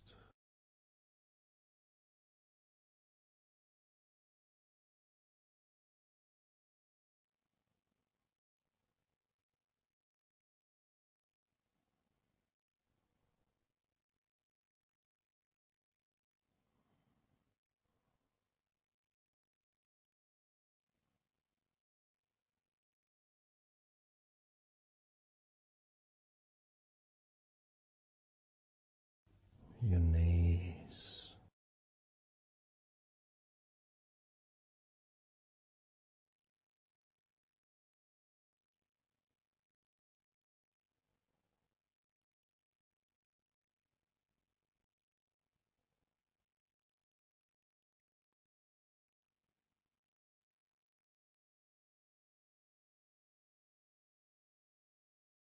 relax,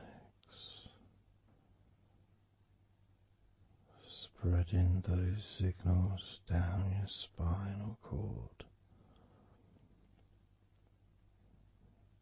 into every part of your body.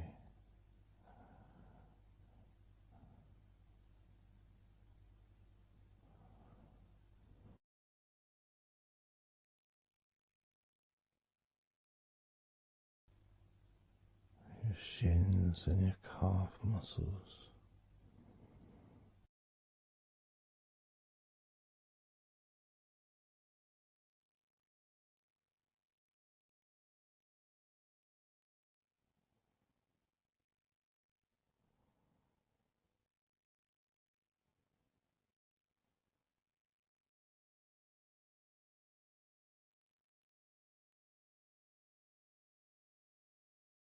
your elbows,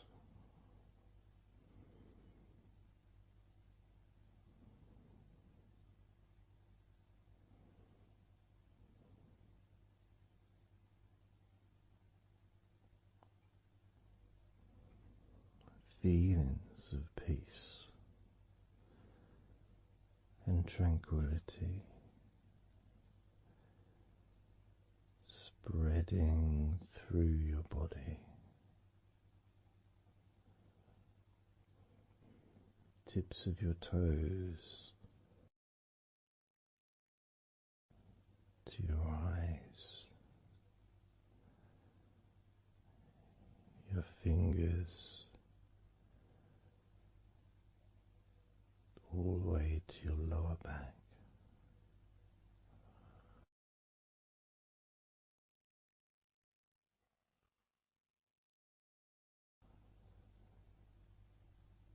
And letting go, really letting go.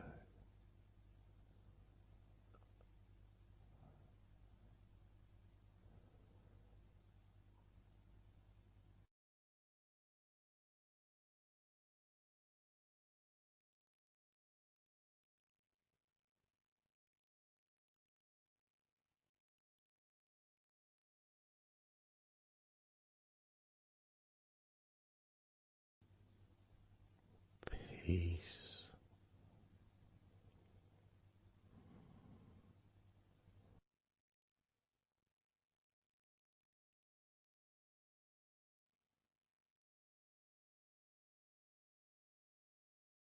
drifting,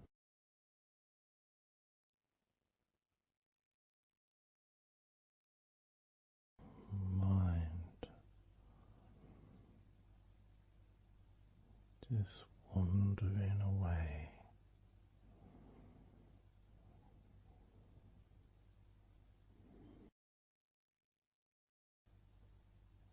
happy to let go. Let go completely. Let go.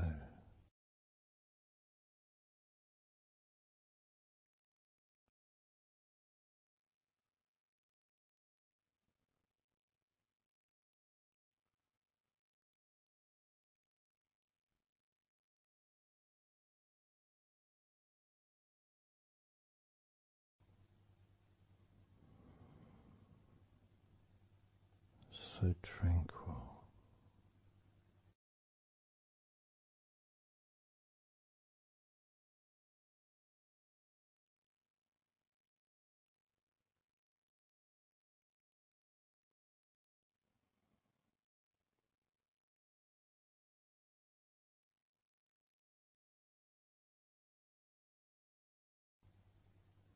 Your whole body enjoying a sense of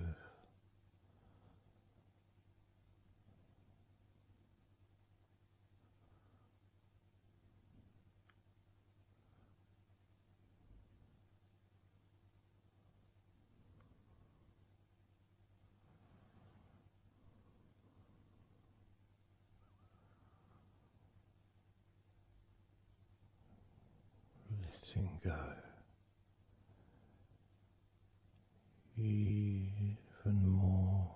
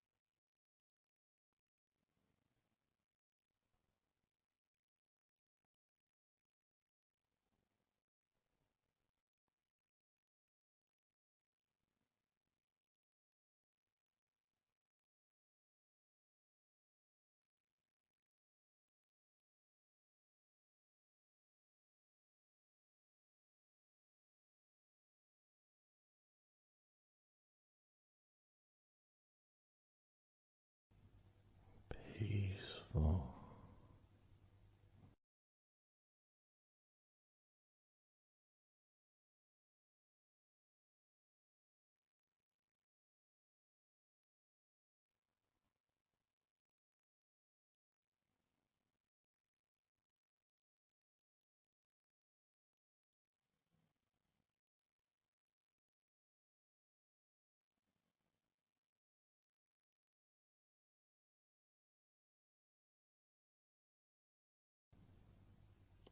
Enjoying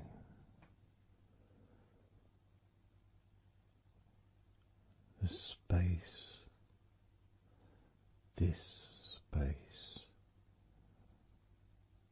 of peace and safety.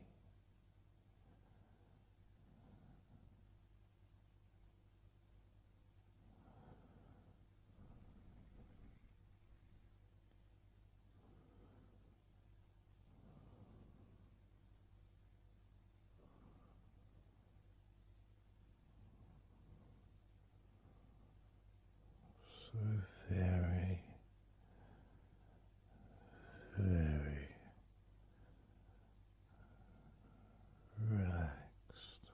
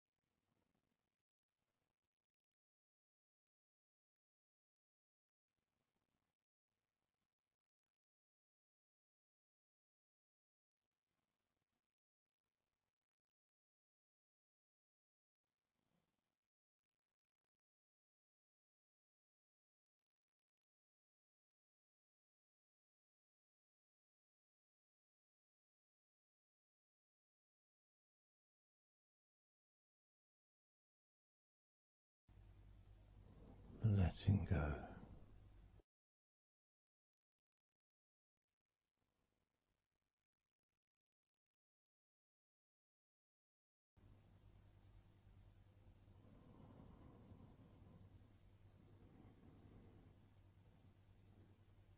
Maybe we can just focus on the different parts of your body, just to notice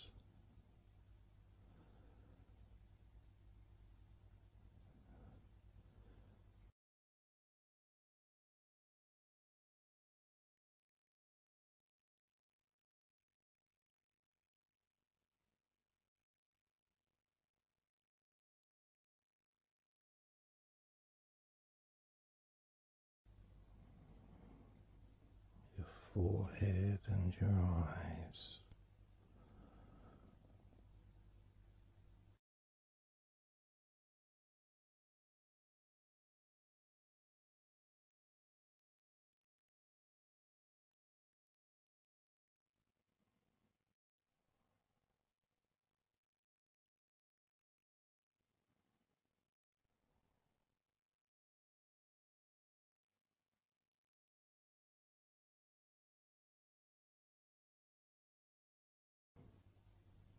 Your jaw,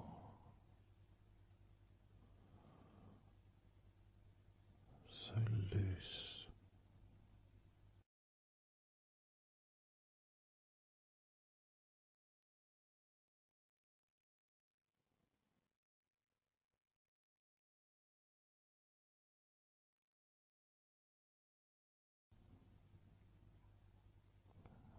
Noticing a sense of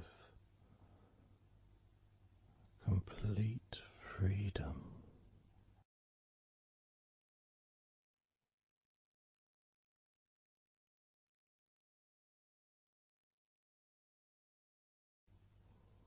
Absolute freedom.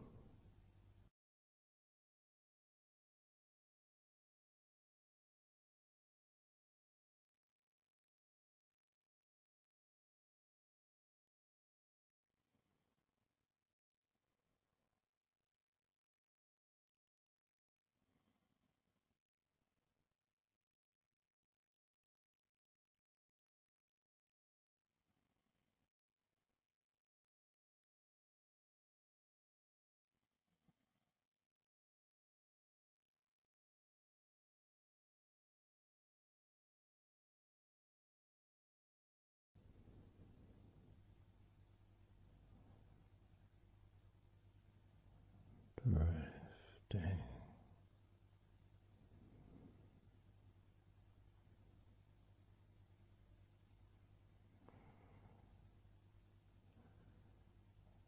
drifting,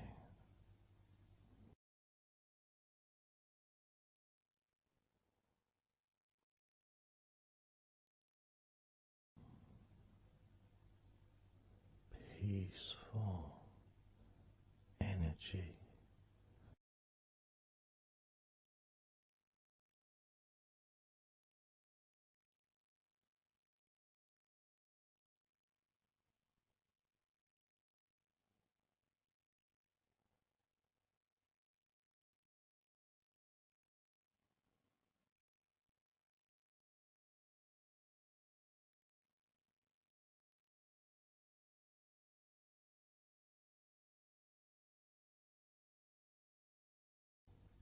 Peace to breathe, so much easier.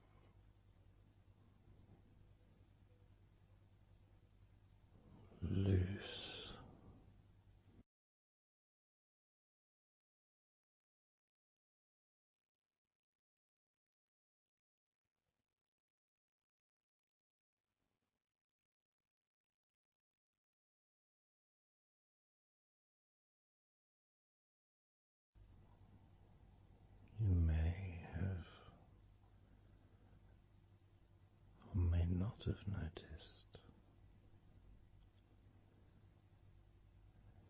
your mind drifting.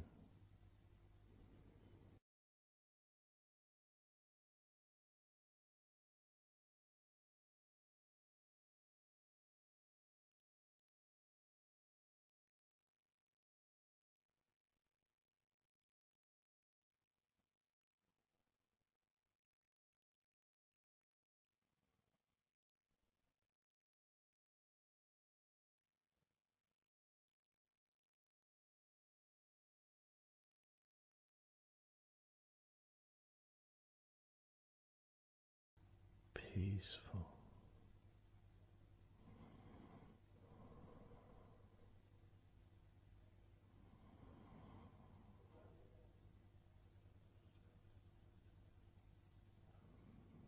Moving even more deeply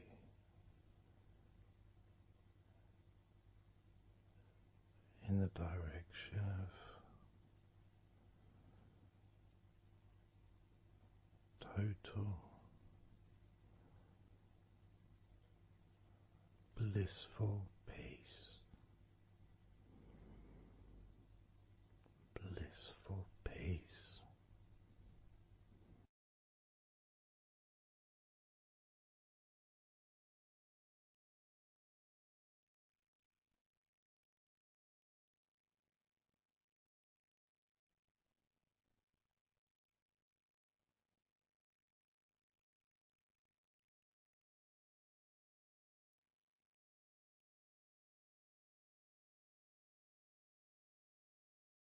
Drifting.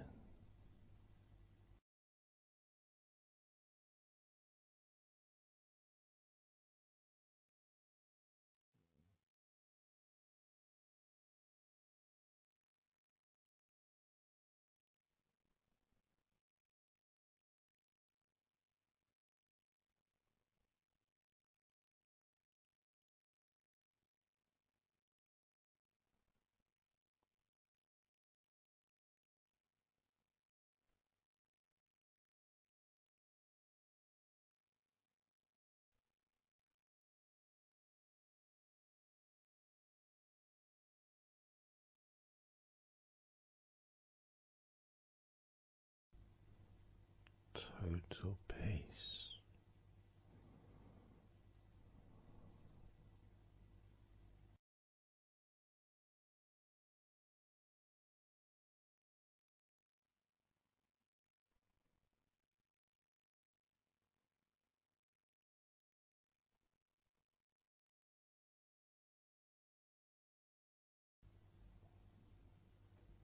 Calm.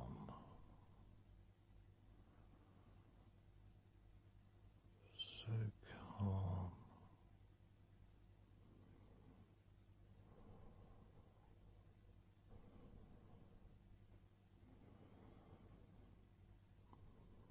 Letting go.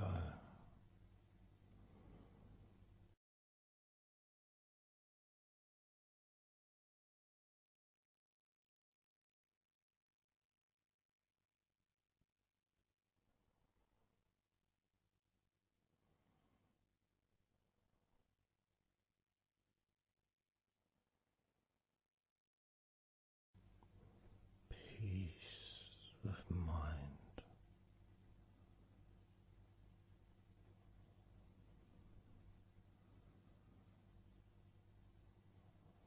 Relaxed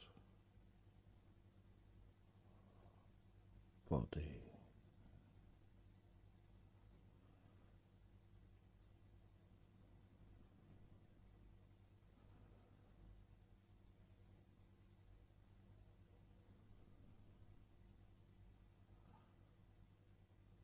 So relaxed.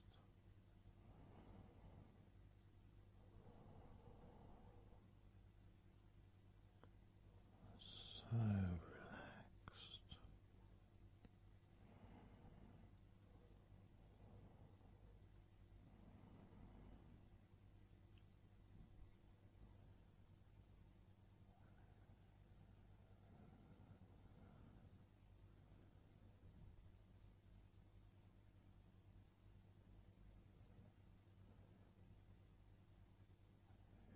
body feels almost invisible.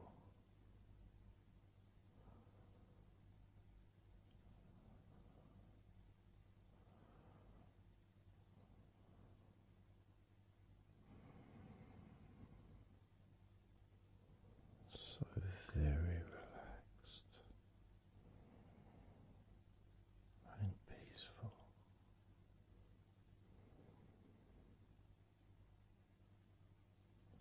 So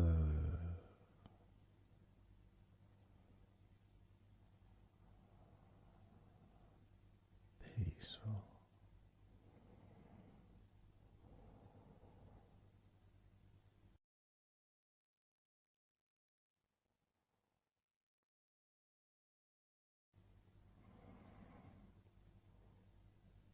Relax.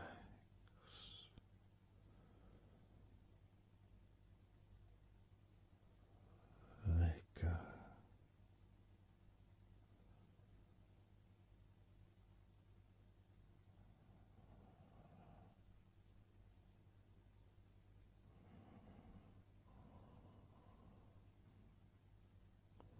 So peaceful.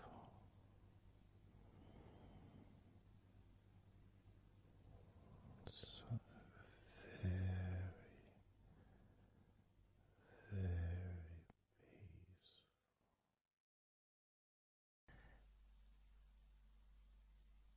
And you could start to notice that you are feeling more relaxed.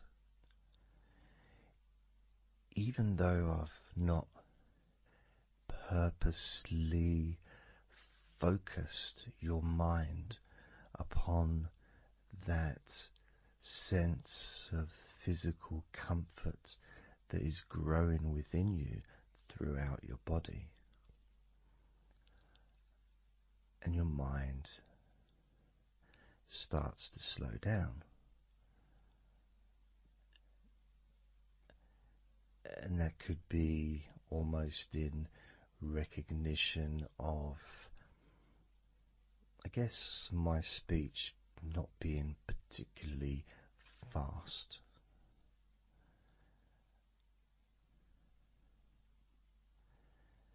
And things just generally feel calmer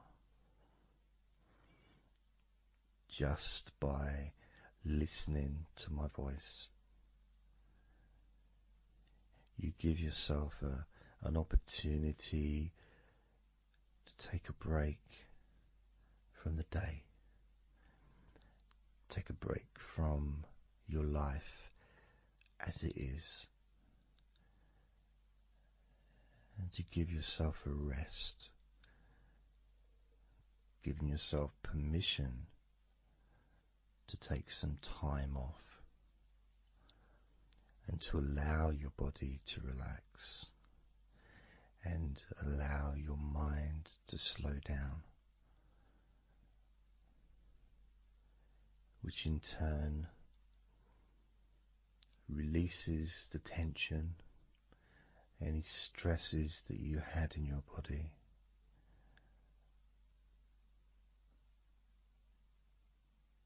It's almost as if the parts of your body just open up, allowing the negativity out.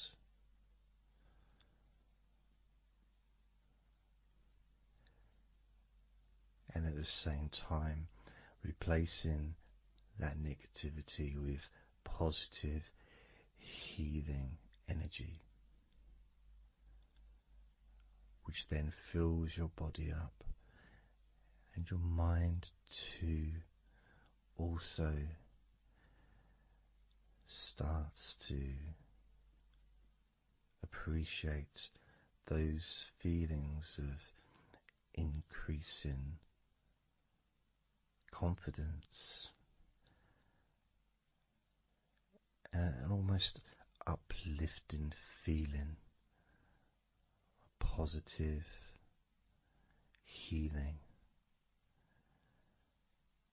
an energy that spreads through your body like a wave comfort. And all this comes from just allowing yourself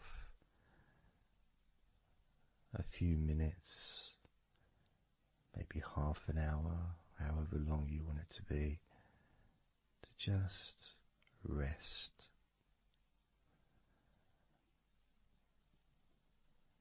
And allow your mind and your body to almost reset itself to the settings of comfort and relaxation, calmness, which allows more room for feelings of pleasure and happiness to move around your body and into your mind, almost as if your mind and your body are sinking together, almost mirroring each other with that growing positivity and calmness. And it feels nice. It really does feel nice to know that you are the one that has allowed yourself to feel more comfort and to experience more of this deep relaxation spreading throughout your body.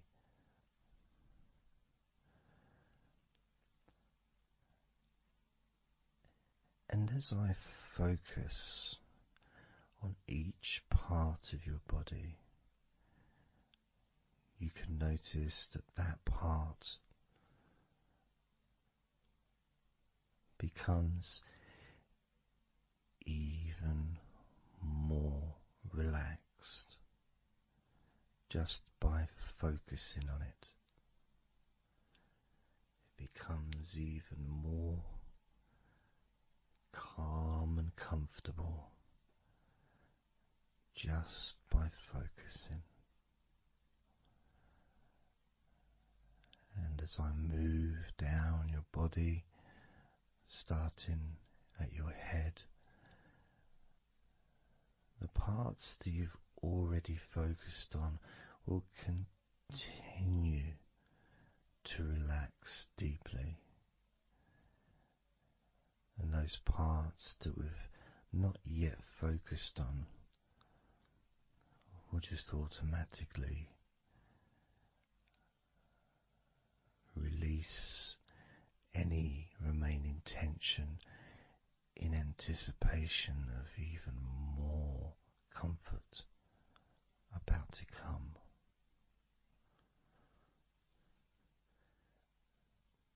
Now, I'm going to start by focusing on your forehead. Just being aware of the feelings of your forehead and any background sounds, like Mr. Herbert the pigeon, can just allow you to feel even more relaxed. It just means you're in the moment.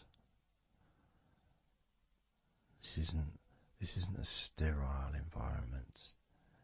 This is the world. I live in the countryside, so there's lots of nature sounds around.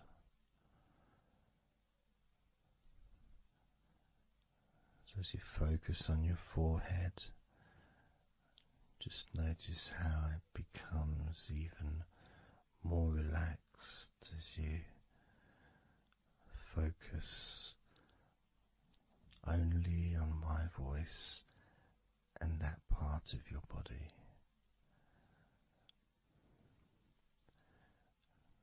Moving down to your eyes, focusing on your eyes, noticing how your eyelids feel so heavy, yet so light at the same time, and all the muscles around your eyes relaxing completely. Moving your focus down to your mouth, your lips, your tongue, your teeth and your gums, and the whole of your mouth relaxing, calm and loose. As you focus now on your jaw, not just the part of your jaw near your mouth, your chin, but all the way up the sides of your face to your ears, that whole of your jaw, feeling more relaxed and calm.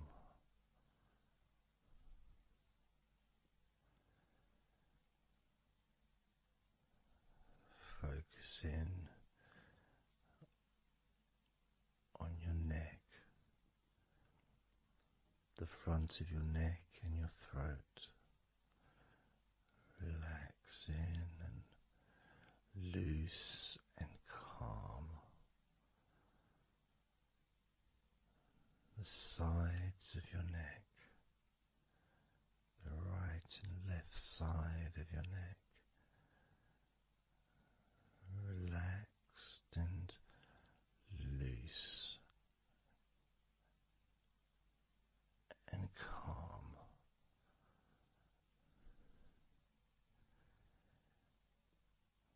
And now the back of your neck, focusing on the back of your neck,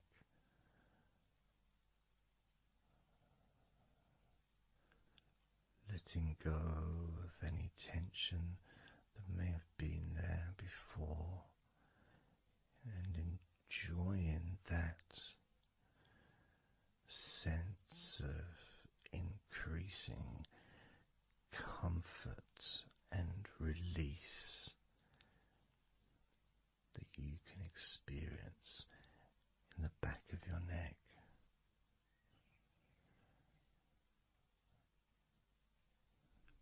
Moving down your back and moving either side of your spine, right from the top of your back all the way down to the bottom of your back.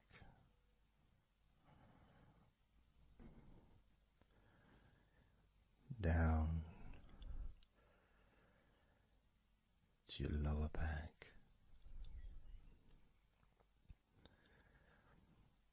And as you move up and down your spine, you can feel the muscles either side of your spine relaxing even more.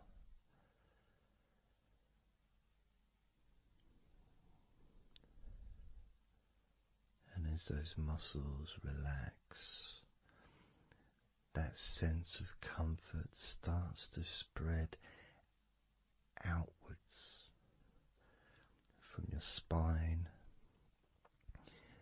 into both sides of your back. The top of your back, the middle and your lower back. And as you scan gently gently and slowly up and down your back as the muscles in the top of your back relax and become looser. The muscles in the middle of your back also seem to just almost divide from each other, separating and almost melting.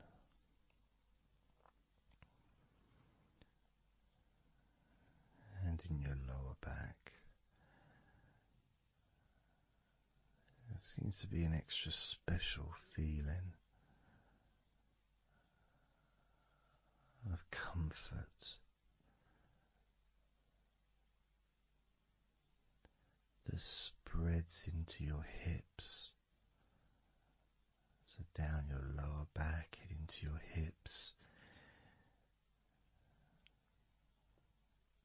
into the area where your coccyx are, and into your buttocks. And all those muscles that spread from your lower back into your hip area start to melt, start to really let go.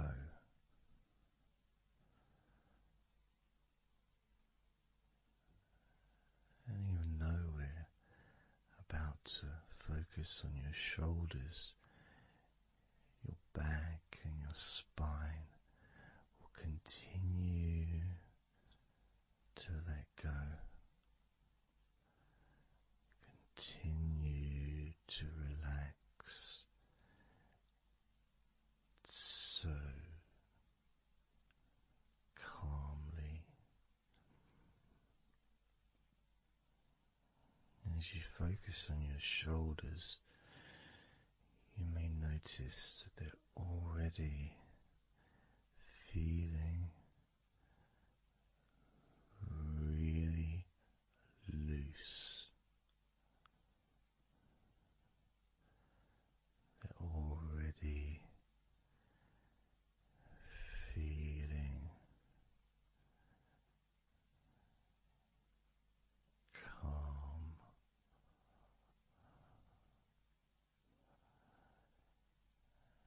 And that feeling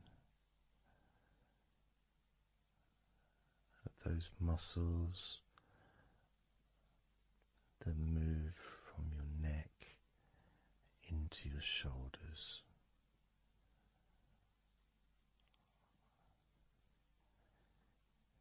Feel so soft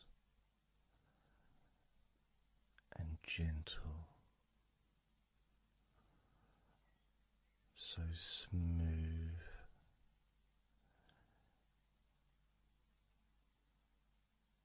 and calm.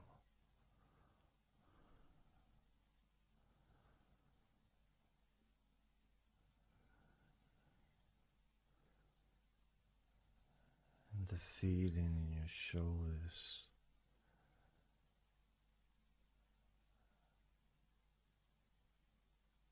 seems to spread deep into your shoulders. That sense of relaxation, not just traveling deeply into your muscles, but also relaxing the bones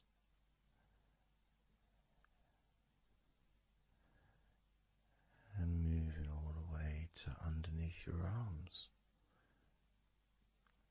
relaxing that whole area between the tops of your shoulders and underneath your arms, healing.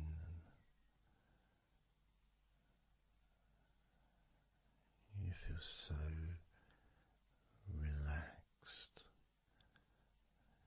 and comfortable in your shoulders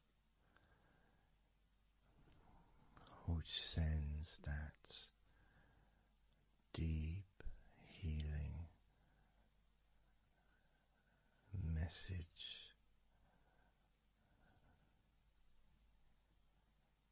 into your arms.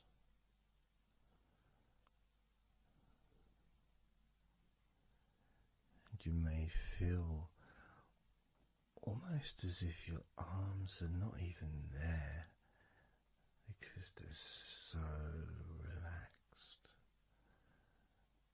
so deeply relaxed.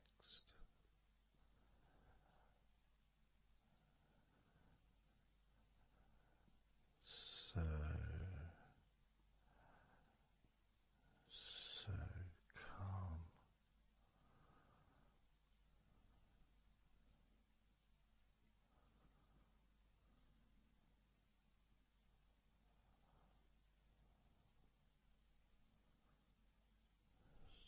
So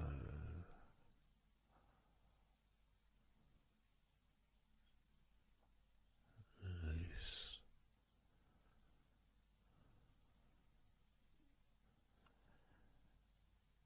That feeling spreading all the way down your arms to your elbows,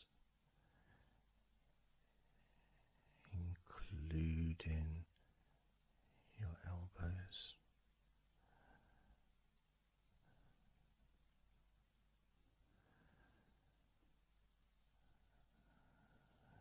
Circumference spreads all the way into your wrists, your forearms and your wrists,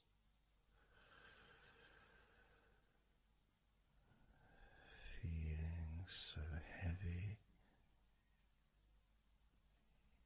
yet at the same time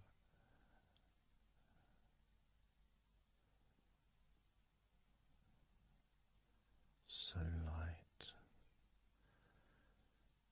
and gentle.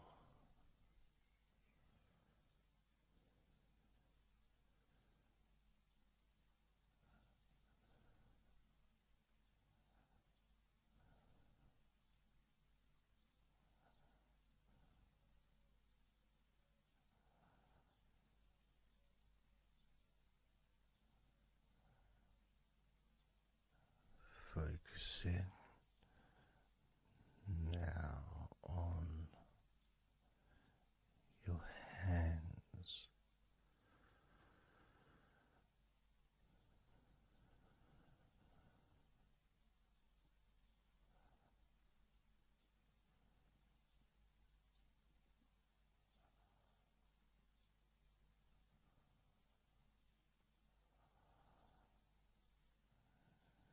your hands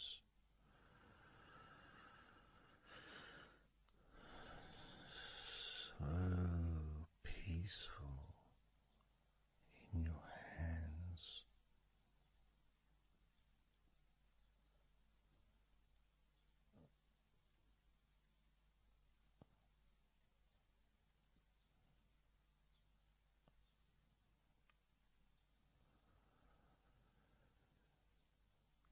There's a sense of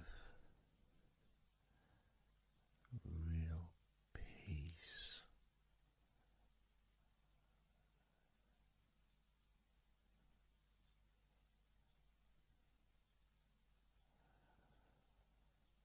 that just seems to feel so familiar when your hands relax deeply.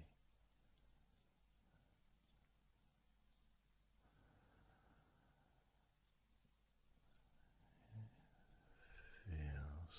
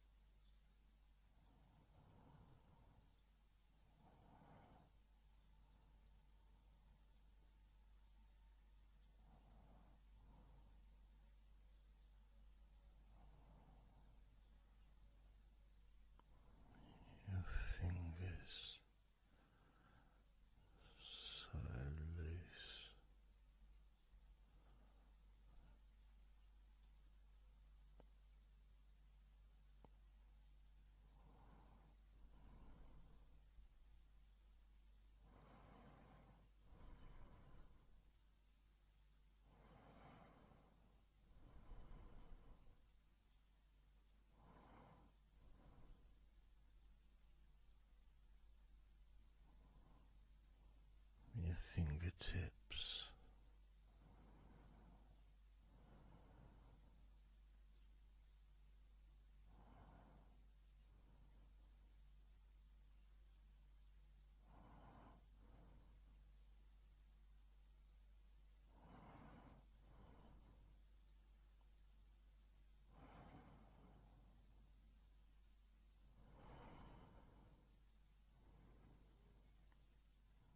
Moving your attention to the front of your body,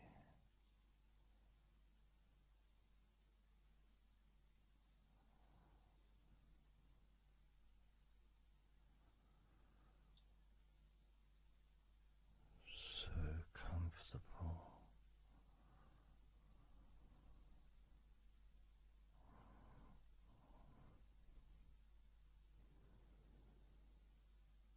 Moving your focus to your legs,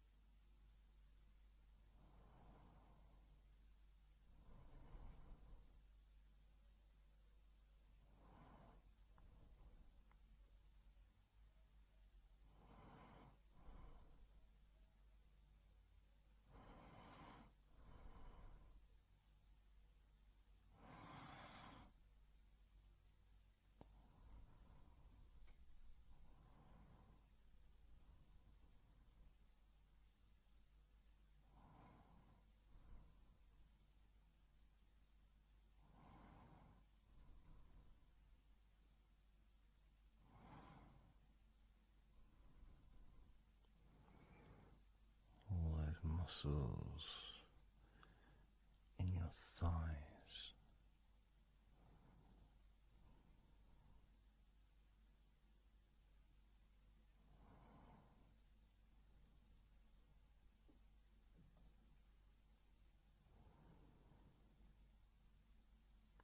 your knees,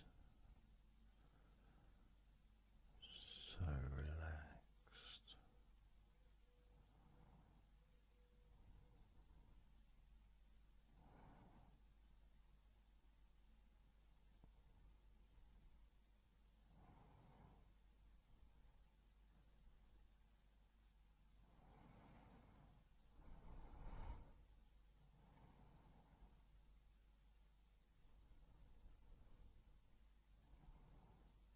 Your calf muscles and your shins completely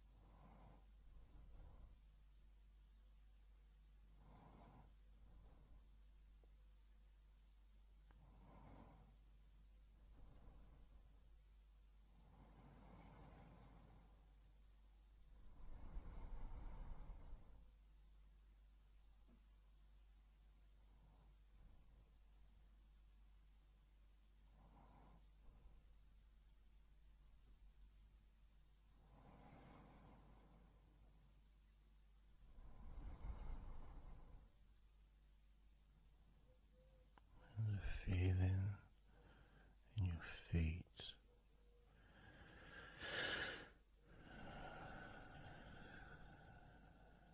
So peaceful, so calm,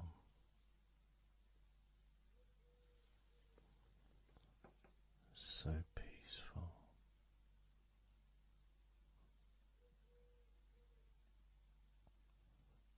so calm.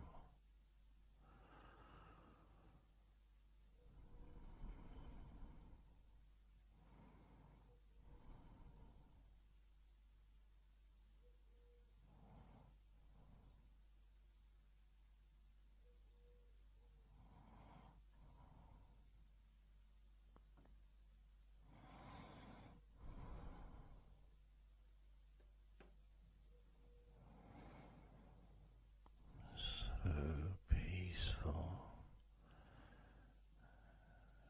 so calm, so peaceful,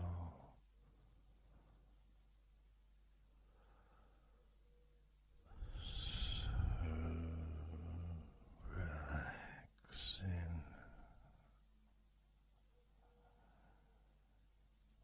peaceful, so calm.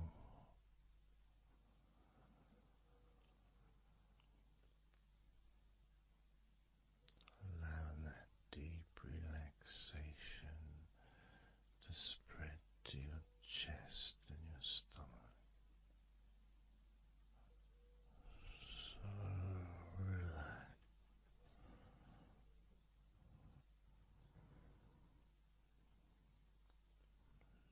Letting go of everything.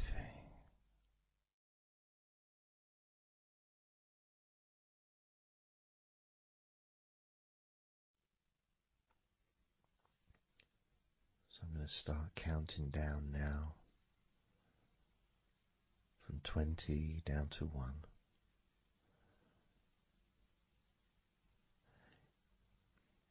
You can imagine, in a way, it's like just walking down some steps. And each step, all 20 steps, and each step represents a level of comfort. Each step represents a deepening of that comfort.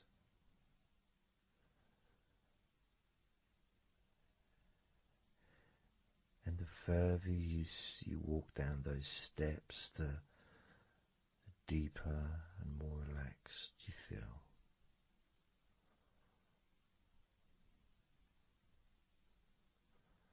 So, starting with number 20.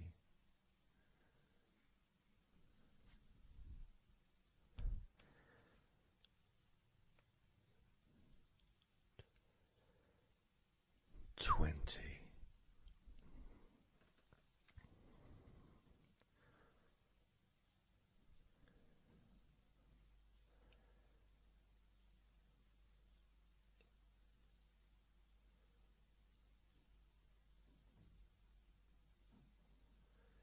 19.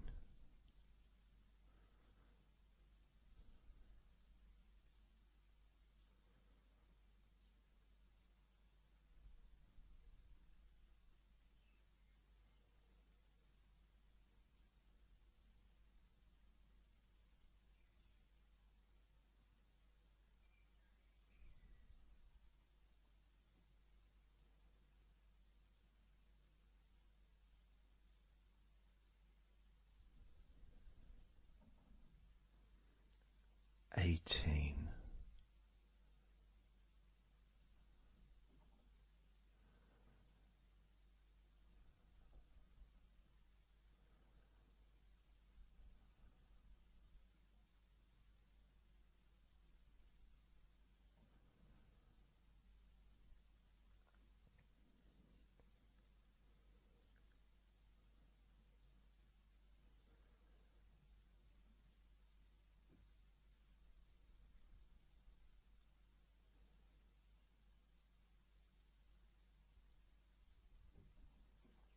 17.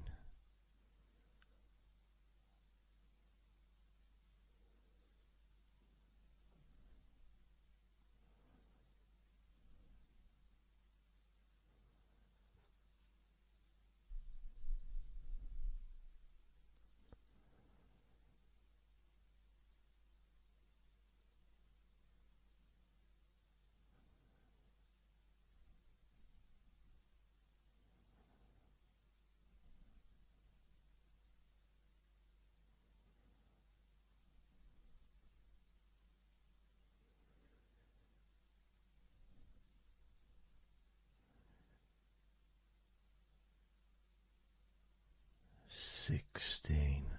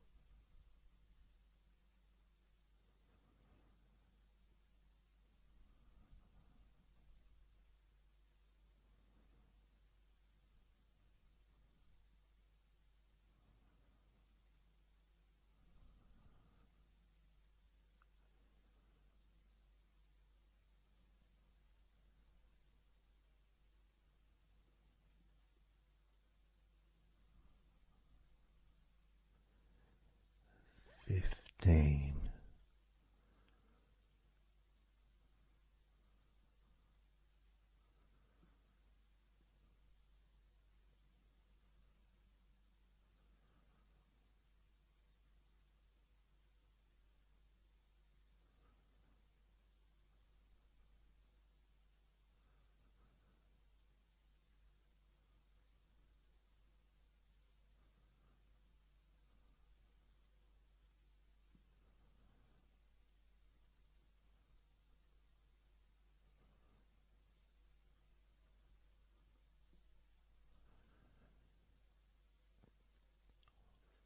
14.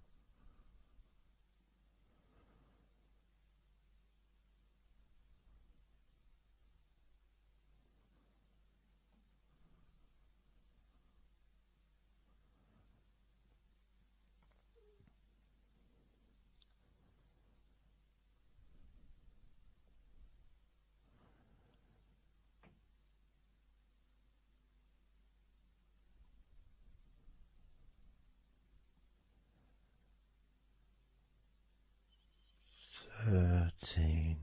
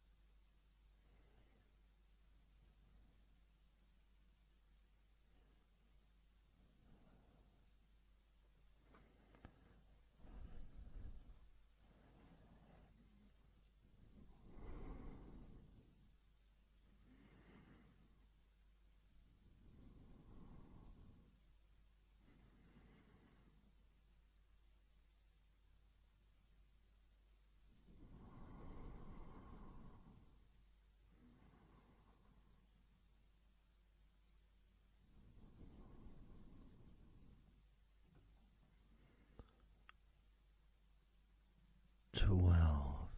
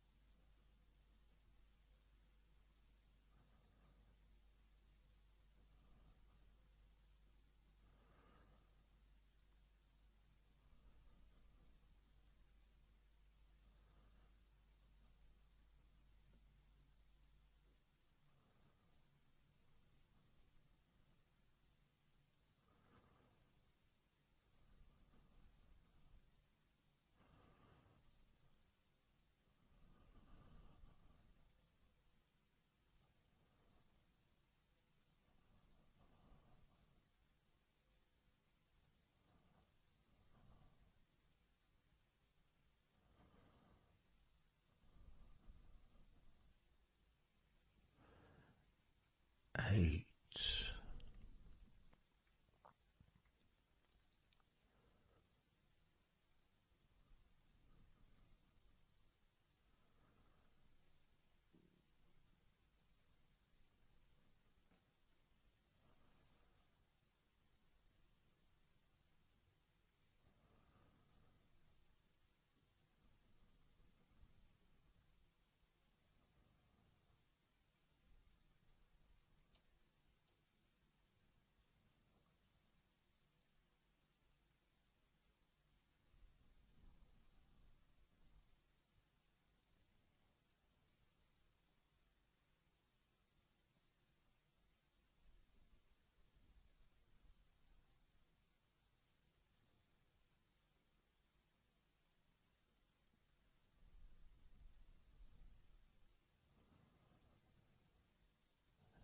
7.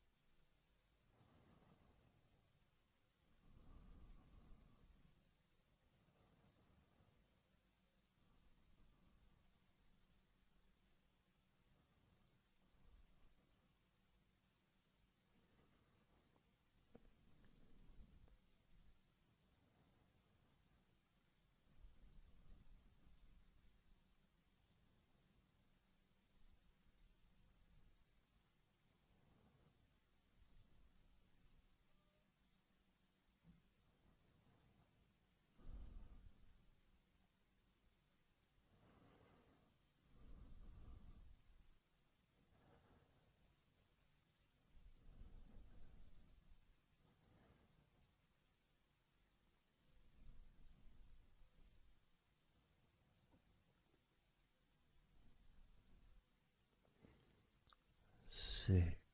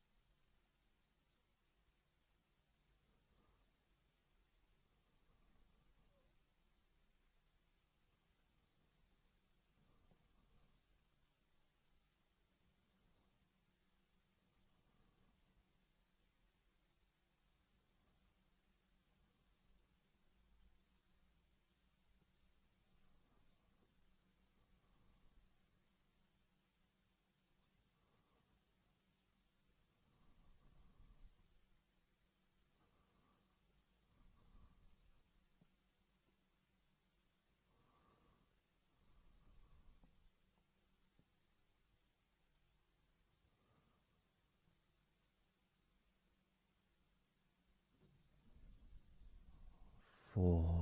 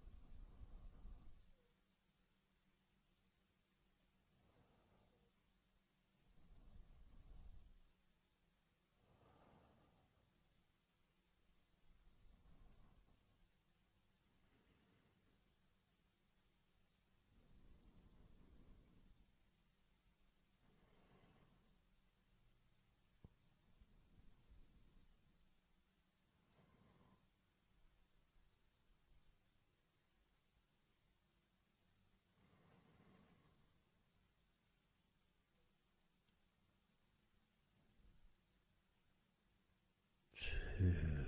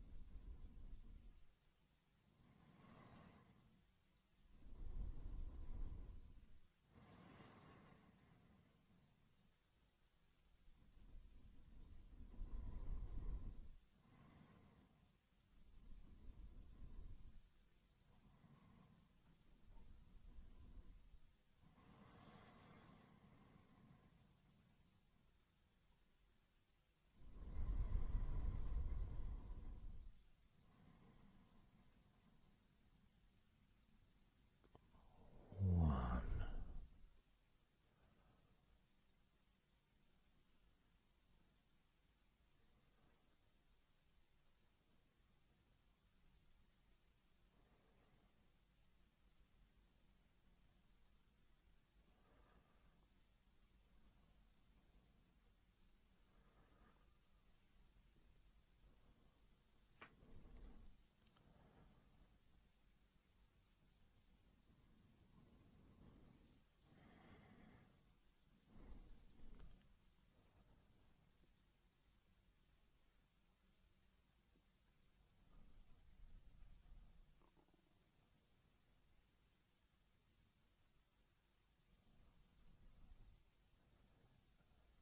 And now,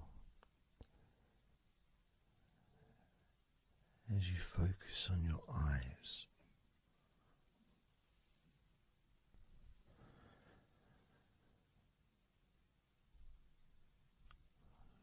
we're going to count down from 10 down to 1.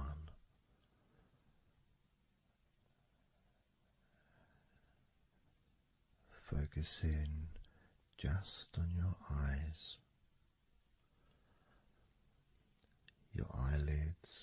muscles around your eyes, your eyeballs themselves, that whole area that makes up your eye.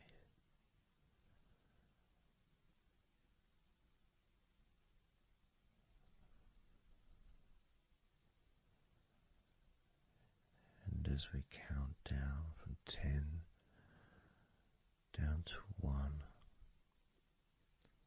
whilst focusing on your eyes,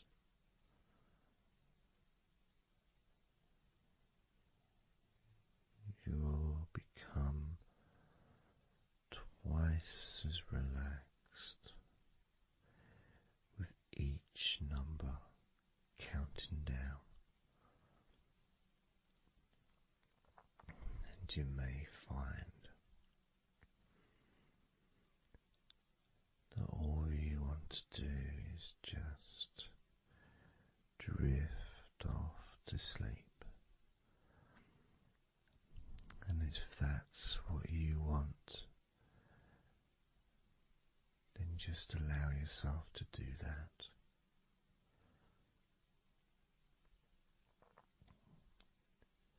Now, focusing on your eyes, I'm going to begin counting down from 10 down to 1 right now.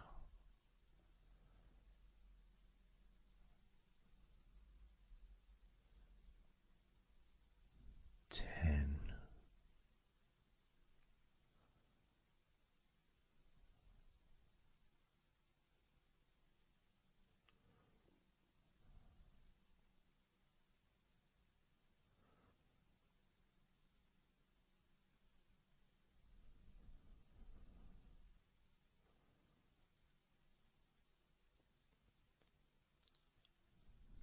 9.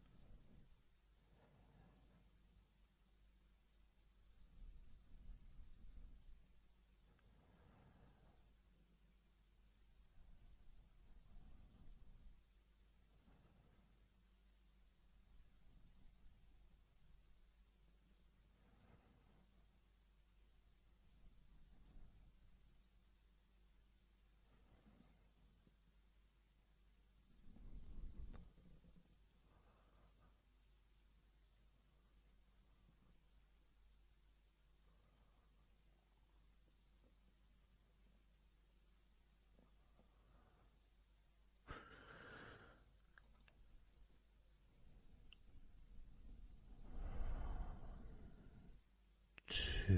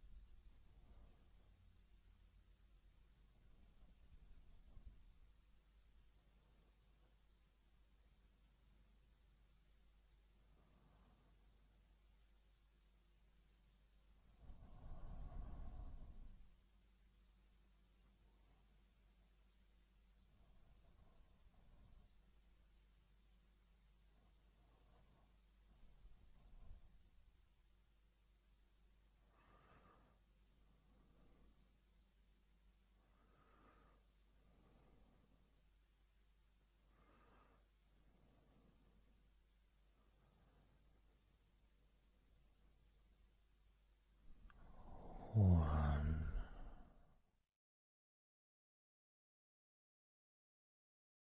So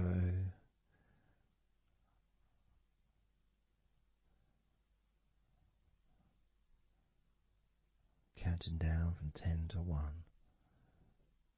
10, 9, 8, 7, 6, 5, 4, 3, 2, 1.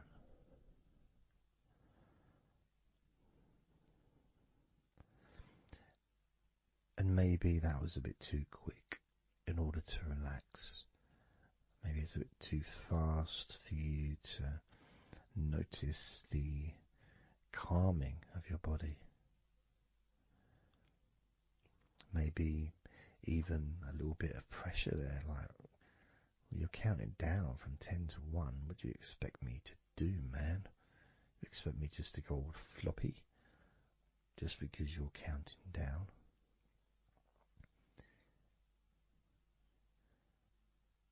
We could try again, but this time I'll go a bit slower.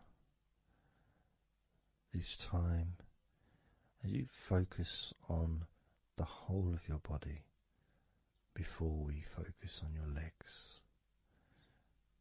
just notice how your body does start to feel more relaxed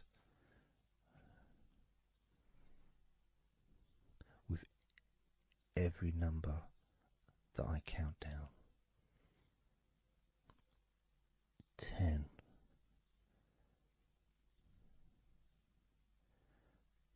9,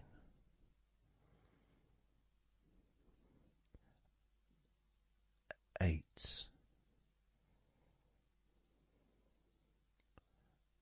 7,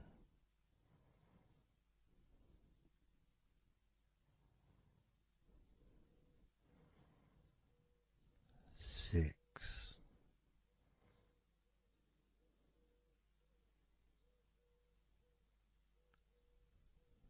5,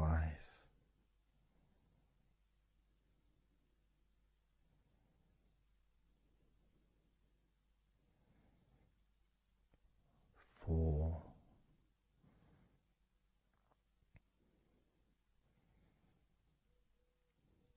3,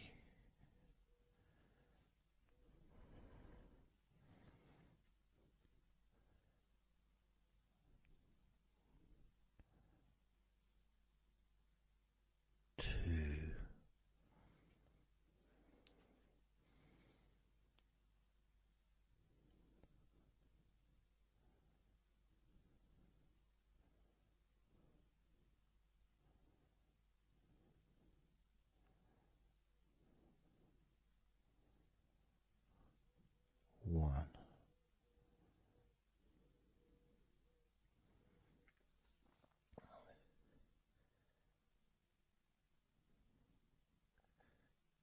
And just notice how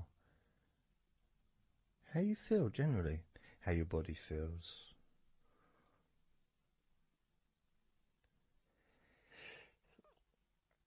It's not necessarily even about counting down from 10 to 1. It's that space that you have, that space between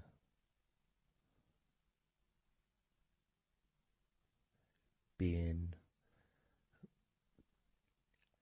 active physically or mentally to just sitting or lying down, just being there, not doing anything, not saying anything, not needing to think about anything. So it opens up a space, a bit of a space, a gap.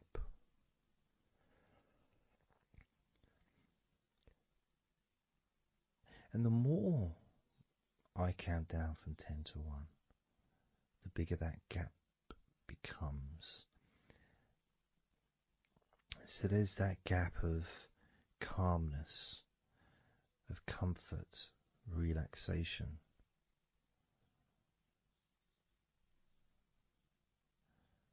It's a nice feeling.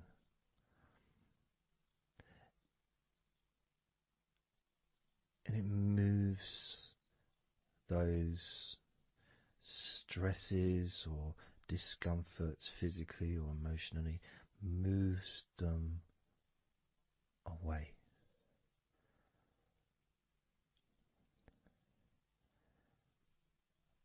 Allows you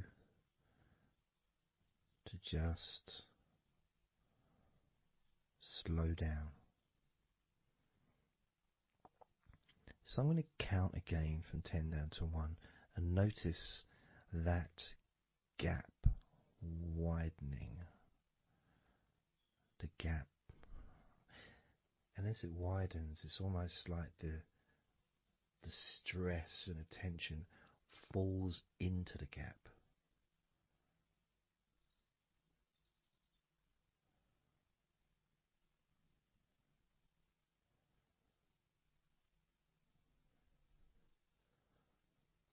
And gives you that distance, that space. Now, 10, 9,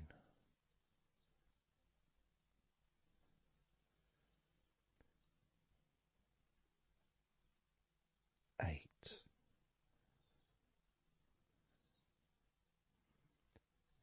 7,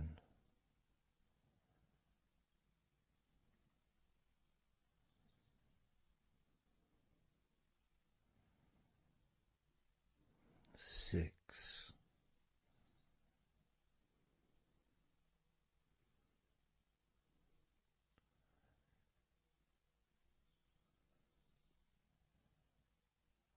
5,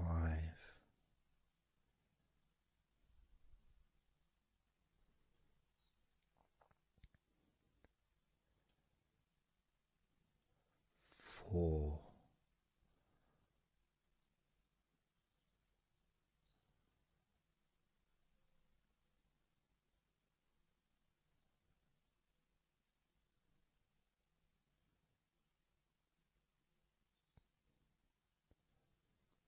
3,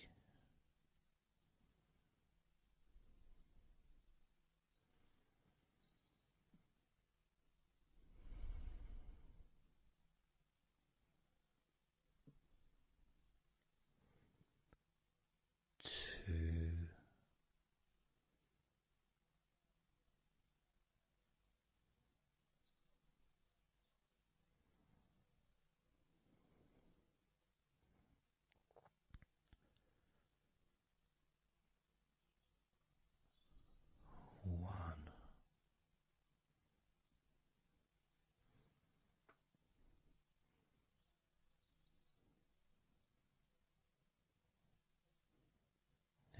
how does your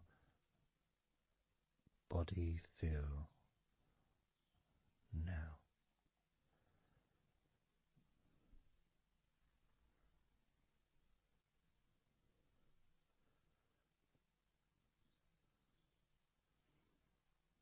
Can you notice that you're feeling calmer?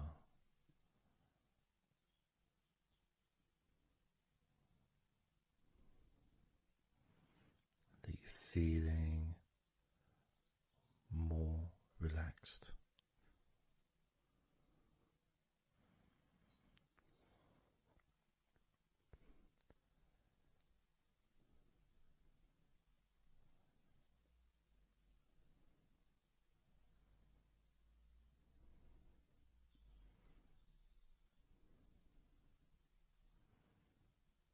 As we now focus on your legs, just your legs.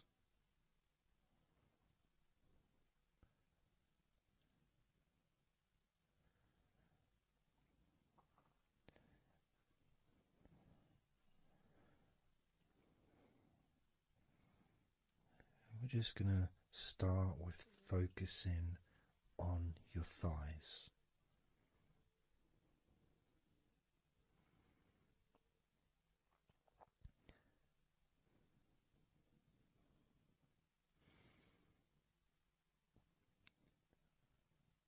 Of course, it's not the most exciting thing to be doing because I'm sure, like most of your body, there's not a lot going on right now.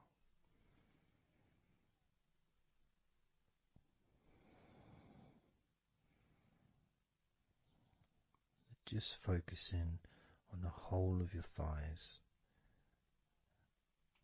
the tops of your thighs, the sides of your thighs, the bottoms of your thighs, your outer thighs and your inner thighs.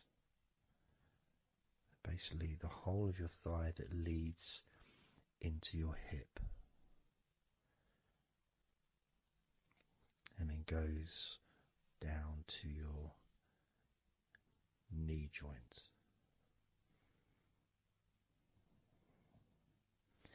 Now, this is a big area. It's a very heavy area. It's very strong. Probably the strongest muscles in your body are in your thighs.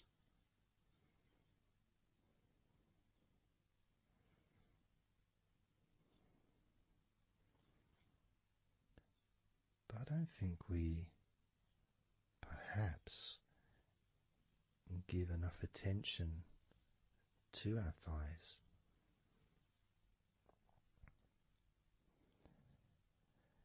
Perhaps we don't acknowledge how important our thighs are to our lives.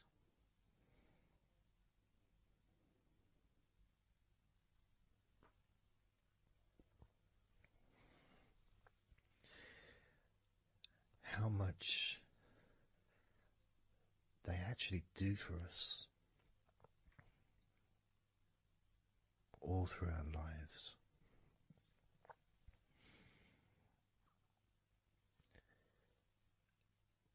And it may sound really weird, but I think that all of our body parts,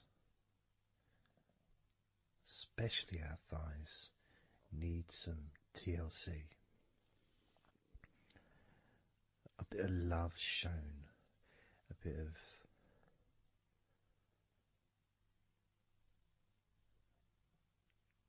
acknowledgement, a thank you, gratitude for what our thighs do for us.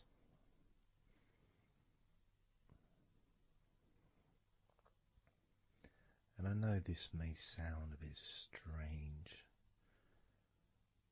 Maybe you think, why am I? Surely I should be out in the garden hugging a tree or something. Well, it's hard to set a microphone up on a tree. That's why I'm doing this indoors, otherwise I would be outside hugging a tree. No, I can't see the television from the tree.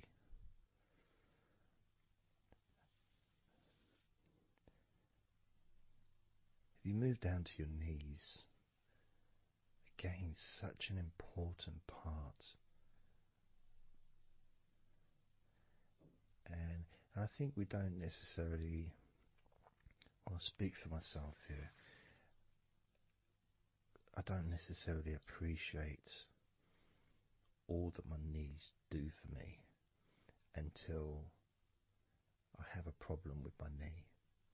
So occasionally if maybe I bash it or it's aching for some reason, it's then that I realise how much it does. You know, the benefit of being able to use my legs without any kind of physical discomfort is a beautiful thing that's possibly not appreciated until it's temporarily removed, you know, that comfort. But as you focus on your knees, regardless of how your knees feel,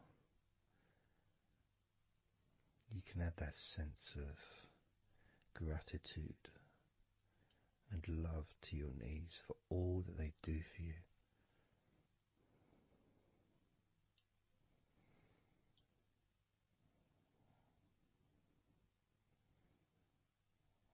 And you can still have that attention on your thighs, and maybe notice how your thighs feel. Maybe you've noticed that they are relaxing more deeply.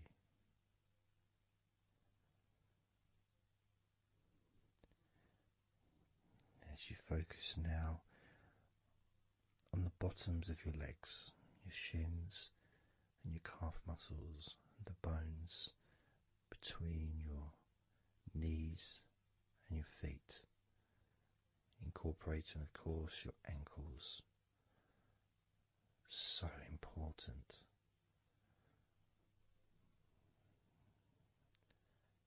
You know, anyone that's had even like the slightest sprain of an ankle knows how much we take our ankles for granted.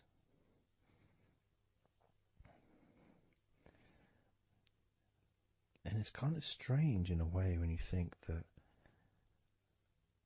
you know, logically our wrists are a lot thinner than the rest of our arms, which is okay, can't see any problem with that because we're just picking stuff up. But our ankles are so much thinner than the rest of our legs.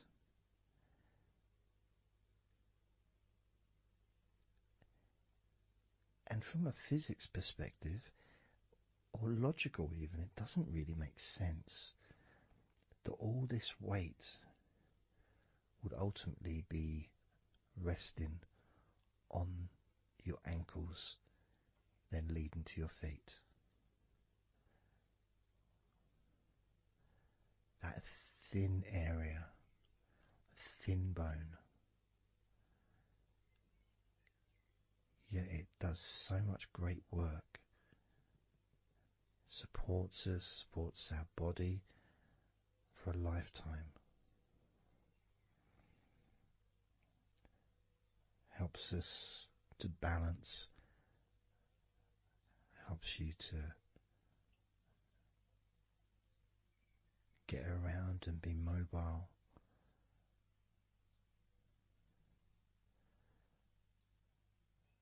And there's the calf muscles, of course.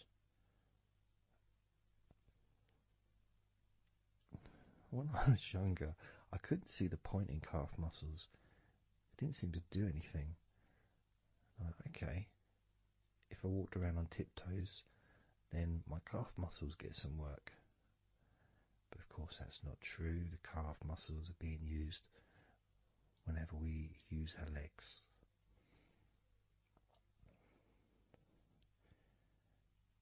And your shins, there to protect your lower legs, shaped in a way almost as a protector for the bone.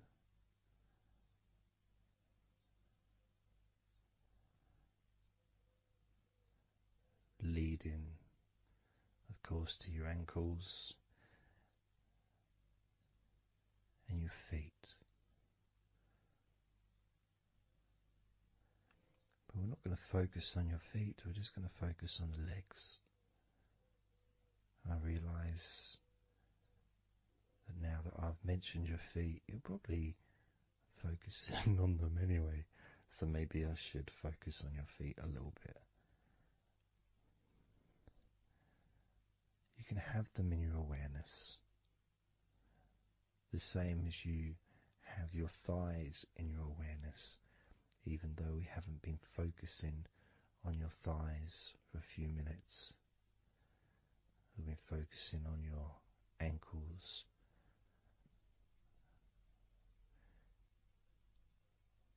there's still that sensation of comfort in your thighs. And there's that movement of energy, because the thighs hold lots of different sensations. Of course, there's the muscles, the big strong muscles that we have in our thighs.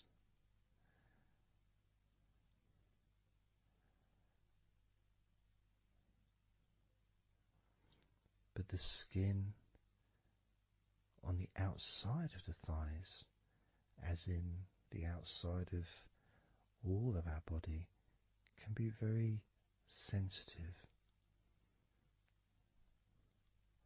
Sensitive to the touch, sensitive to temperature.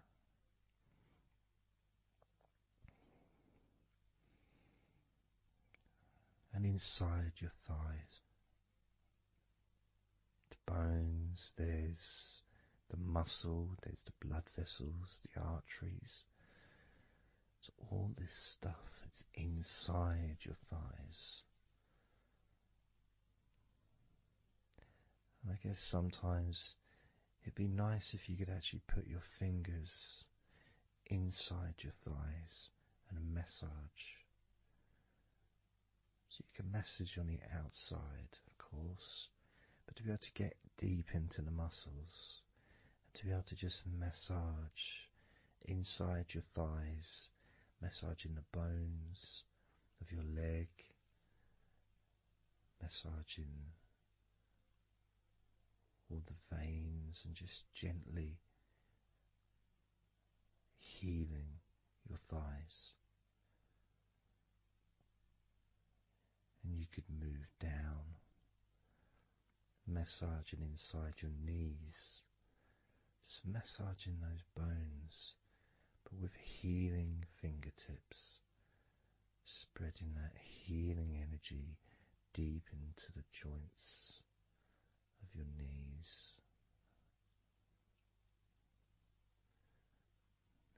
Of course, there's the back of your knee, you know, the inside crease where your knee is. It's a very sensitive area. Feels very nice when you stroke it. That might be because it's an area that's not really touched very often. It's almost like a hidden part, that crease in your legs. It's almost like a part that has a sensitivity which is a little bit different.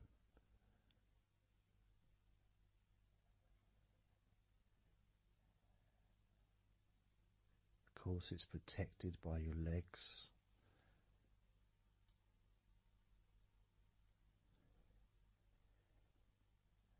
So you can imagine putting your fingers into that crease in your legs.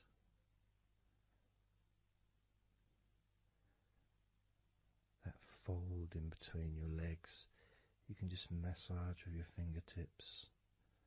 Imagine your fingertips going inside, massaging the muscle tissue. You can of course feel the bones of your knees healing through your fingertips.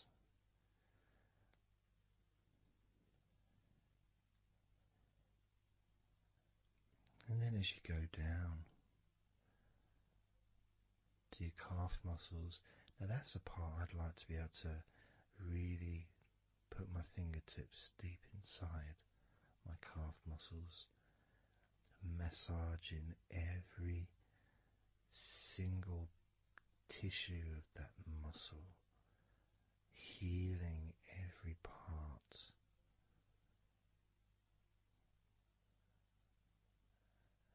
And then doing the same for my shins, massaging and gently stroking the bones, gently stroking them, healing in a loving way, because they deserve to be treated as the precious bones that they are, because our legs are so precious, as in all the other parts of our body. They're more precious than any jewel on the planet.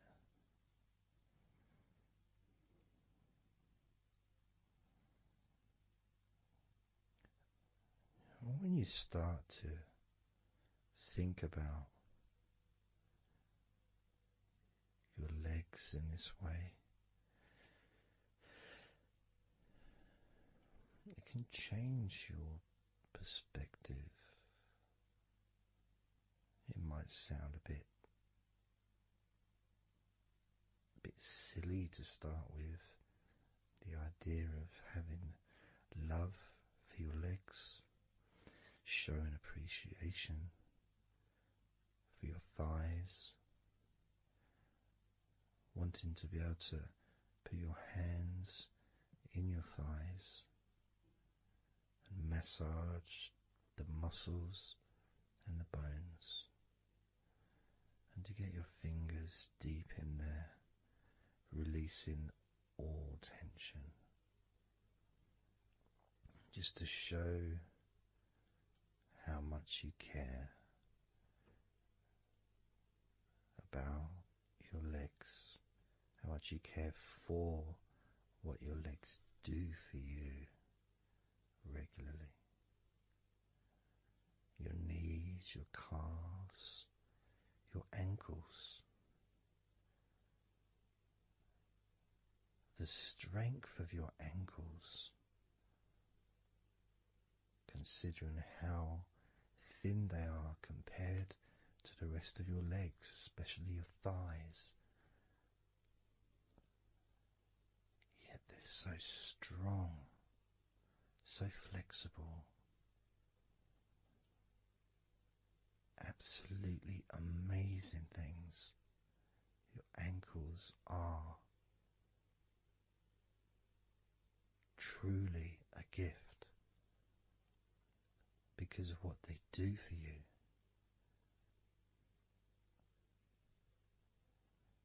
Supporting all that weight, regardless of what weight you are, even if you're only 8 stone, it's still a lot of weight for these little ankles. Now I'm a lot heavier than 8 stone, double that. Yet my ankles support my body all the time. Although they do give off a sigh of relief when I sit down. As, in fact, my whole legs do. My feet also go whew, and my toes clap They're so happy.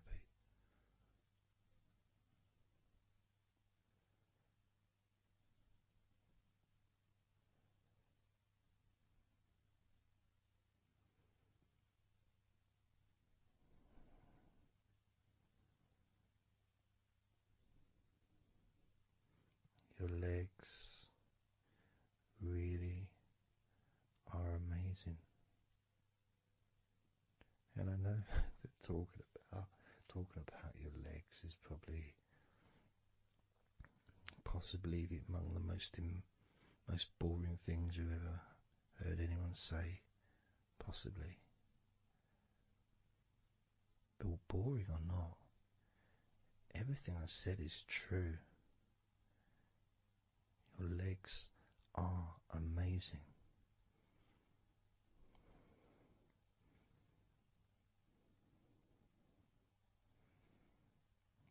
Your legs deserve not just respect,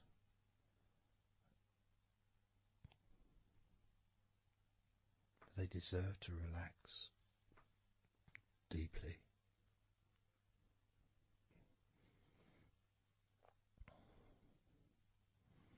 They deserve to take some time out of the day to just let go completely.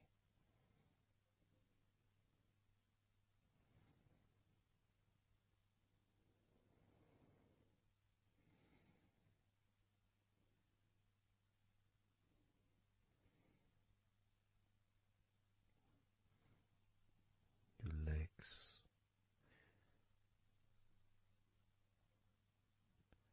really can relax.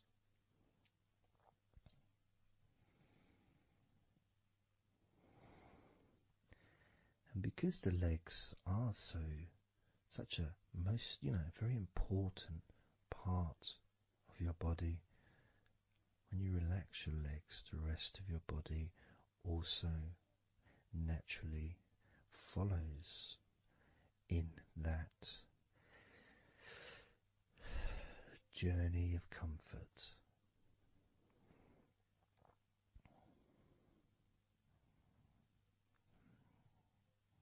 I can feel it in my hips. My hips feel really loose. And also my lower back as well. My lower back really feels stretched, even though I'm just sitting in a chair and there's no stretching as far as I'm aware that I'm doing. But it's almost as if the muscles are just relaxed so much that there is a natural stretch as the tension has reduced a lot.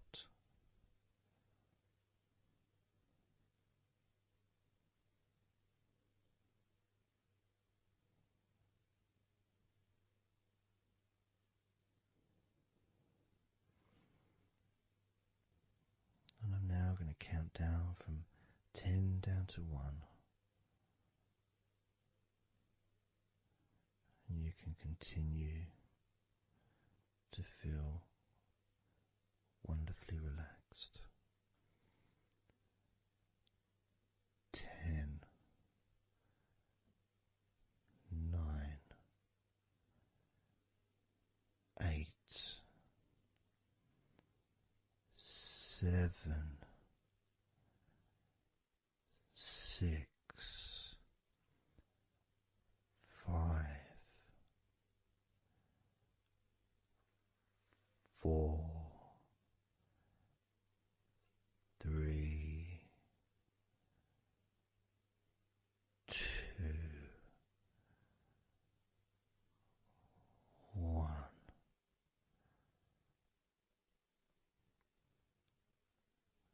Relax.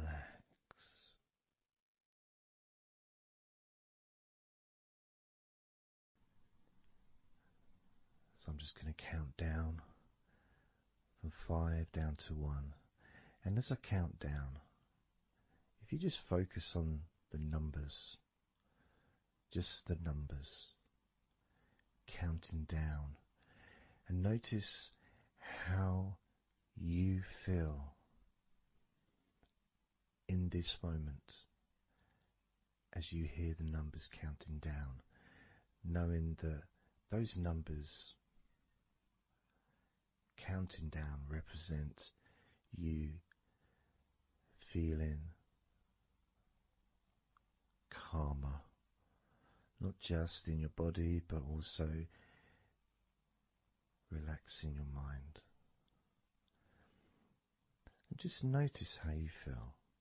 There's nothing to do, there's nothing to say, there's nothing to think about.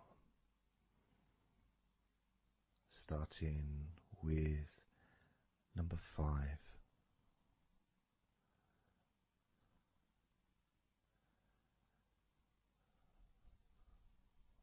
4.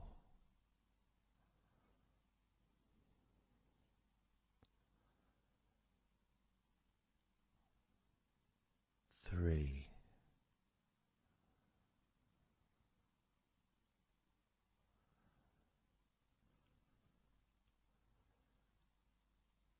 2.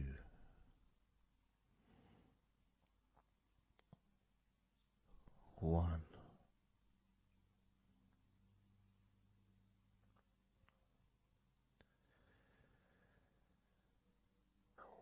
As you notice the gradual letting go of the tension in your body, you may also begin to notice and be aware of how your mind is starting to slow down. This is just a natural thing that happens. It's not really a special procedure. It's just natural because as your body relaxes, your mind also starts to relax. And the more your mind relaxes, the more your body relaxes. It's just a continuous circle of relaxation.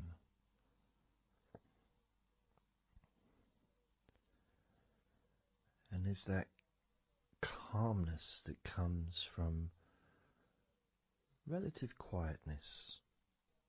You know, even if there's background sounds, either your side or mine, it's still going to be quite calm.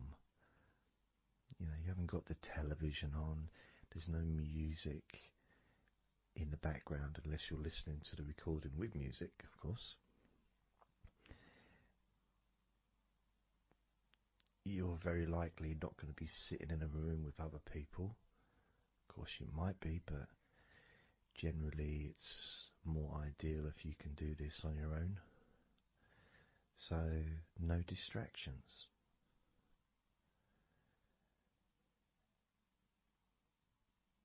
And when you stop thinking about stuff,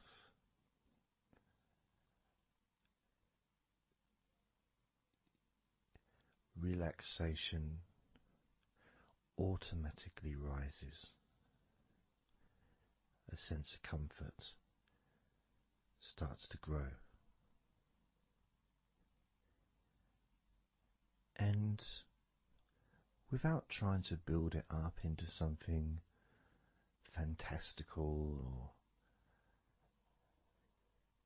something magical, this is just a natural process, something that's easy to accomplish. In fact, it's almost, the sense of relaxing completely happens really when you put no effort into it. It's not something that you can really force. It's something that happens naturally. And part of the process of this recording and others is simply to allow you to take advantage of this space,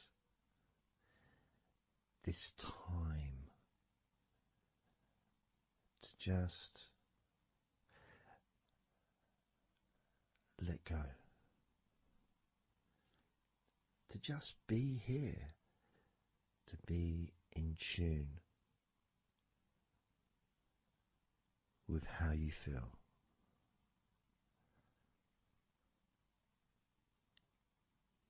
Yet with the intention of wanting to relax deeply, and maybe even to fall asleep, depending on what it is that you wish for yourself in this moment.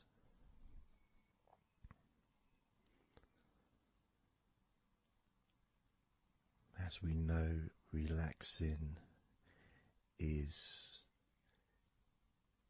the majority of the process of falling asleep. The actual falling asleep part is the tiny bit at the end. The deeper relaxed you become, the easier you find yourself drifting.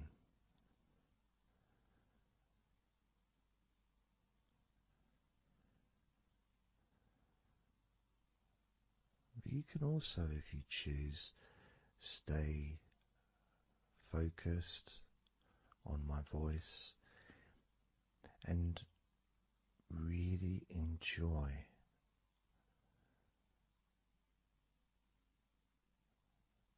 the process of gradually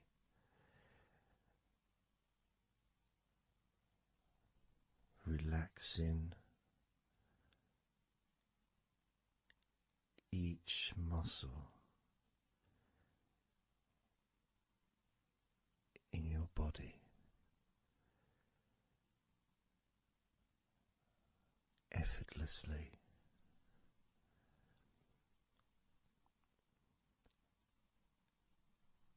and just observing the sensation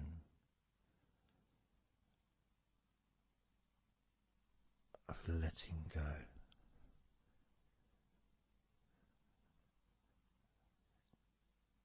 Completely.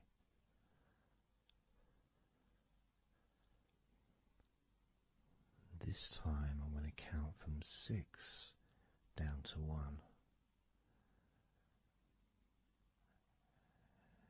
And you can notice your mind calming down more with each number that you hear me say. Naturally feeling calm and slow and peaceful.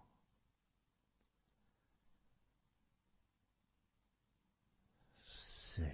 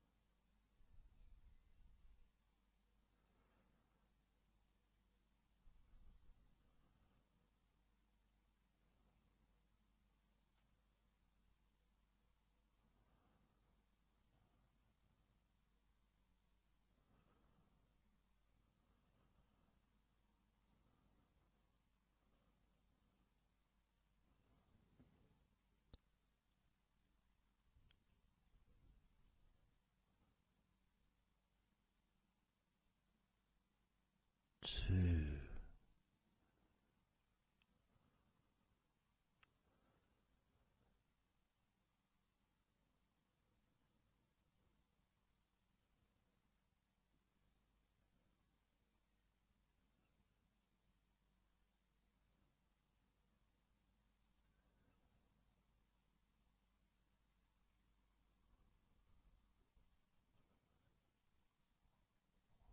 One.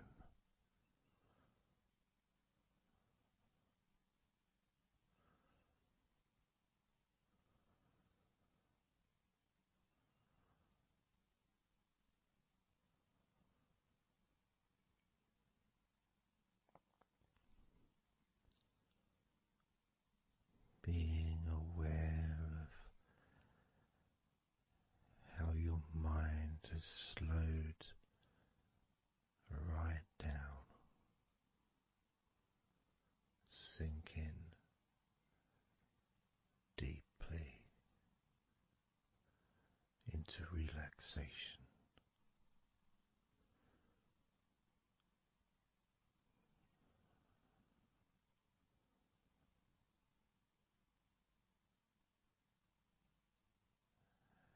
And as you focus on your mind, you may notice that there are some thoughts still there, maybe some stubborn thoughts that for some reason perhaps need your attention.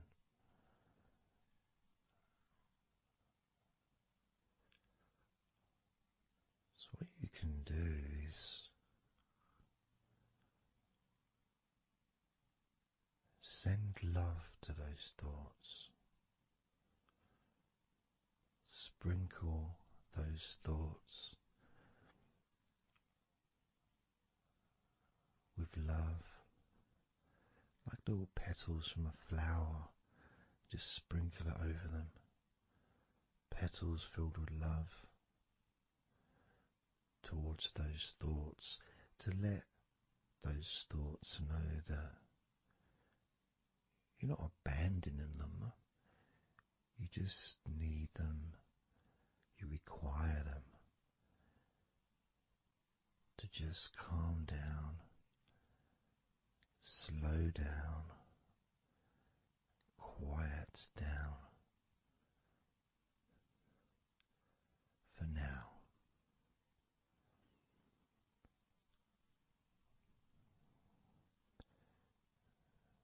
So as you focus on those remaining thoughts, as we count down this time from 7 down to 1, with each number, just imagine sprinkling those flower petals of love, kindness, gratitude over those thoughts, which will allow them to just melt away and relax deeply. With every number,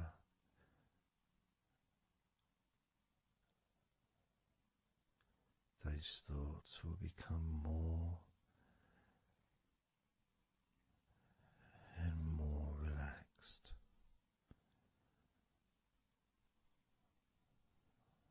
starting with number 7.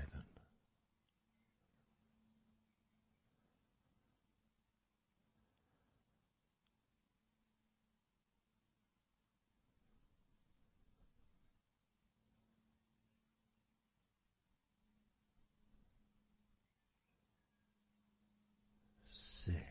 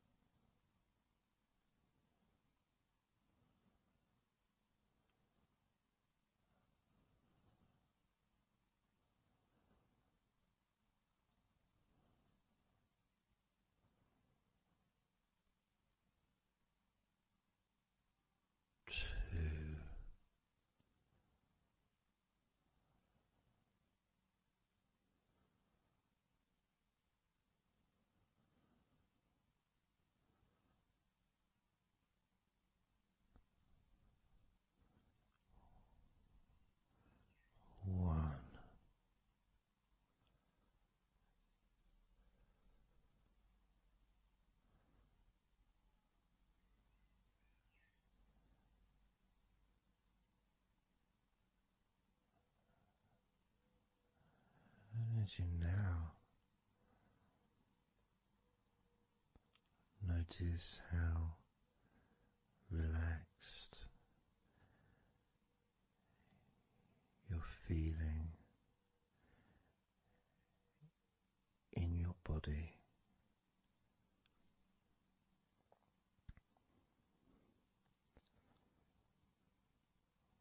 We're going to focus on your hands.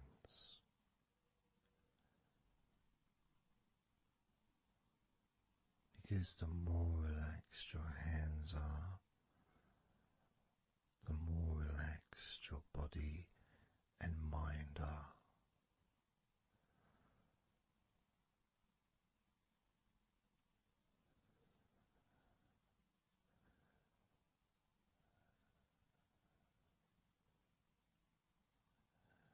And as you focus on your hands and your fingers,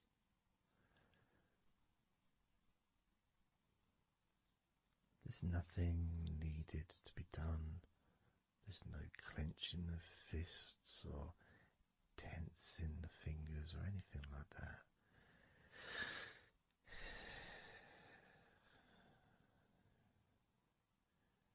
It's just noticing and focusing on your hands.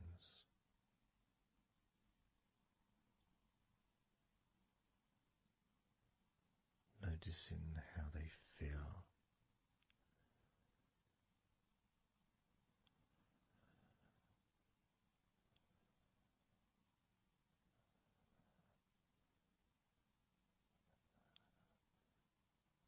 Because the more relaxed your hands feel, the calmer your mind feels, and the more comfort you feel throughout your body.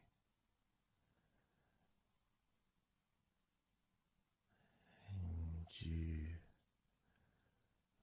may have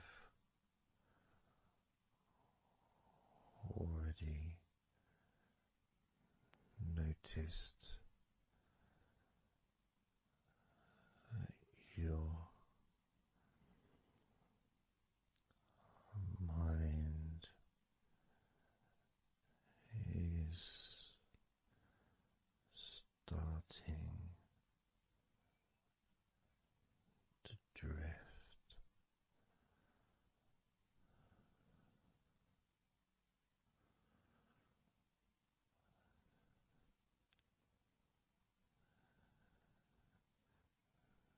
Focusing just on your hands and fingers, allowing them to experience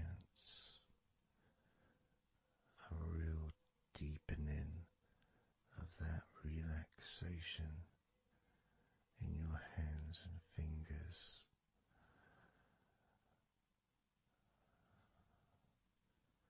More and more relaxed with each number.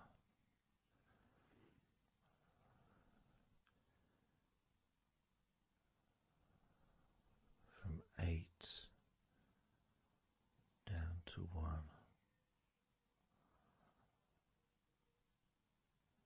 You can almost feel that healing and relaxing energy spreading into your hands and fingers,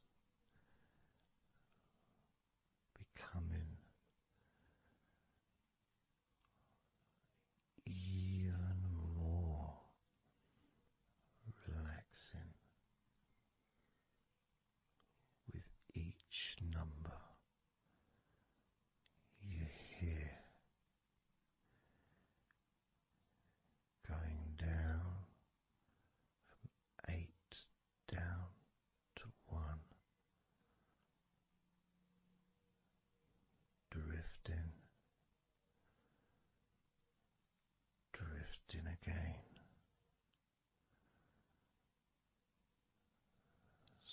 starting with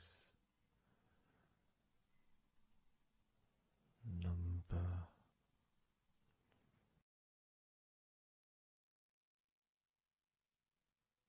8.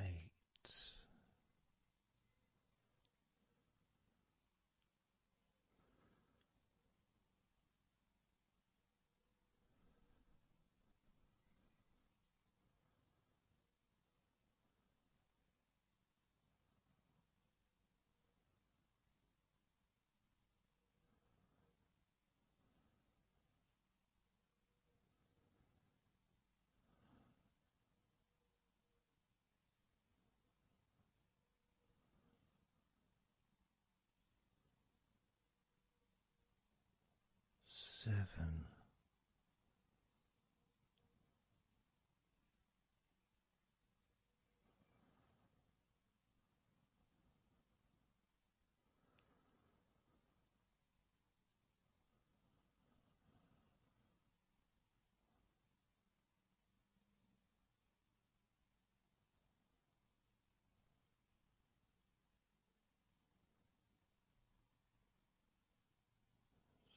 6.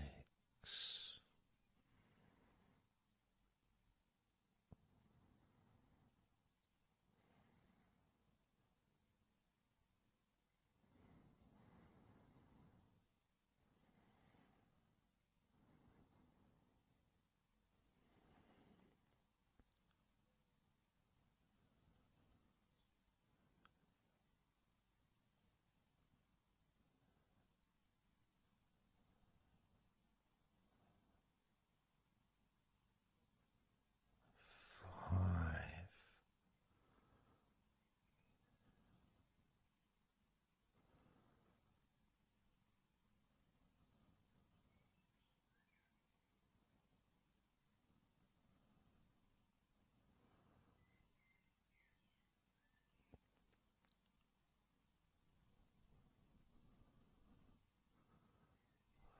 4.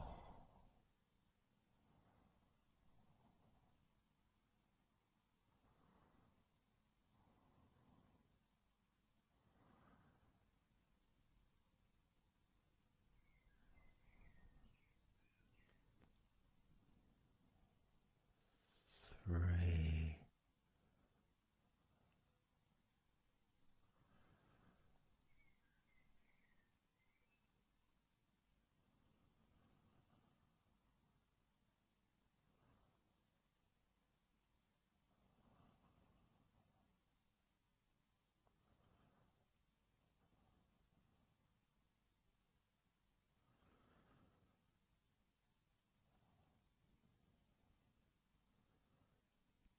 2. 1.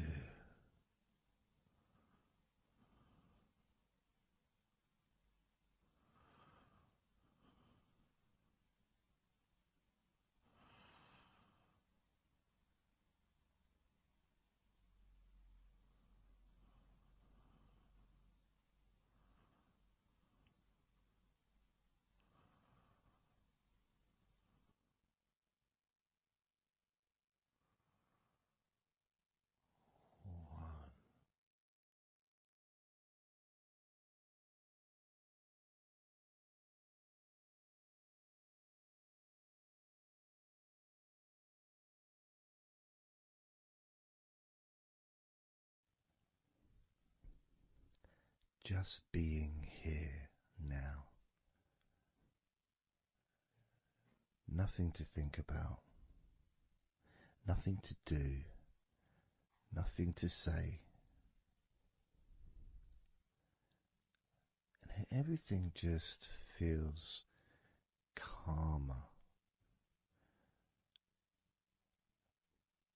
And this is your natural state of being.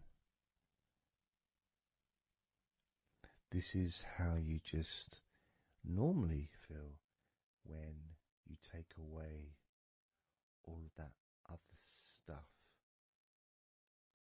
that we add. Things like stress and worrying and overthinking and anxiety, tension.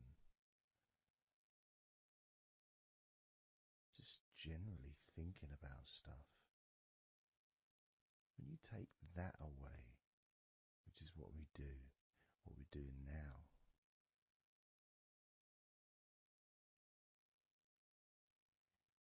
you're left with a real sense of peacefulness, which comes to you very quickly.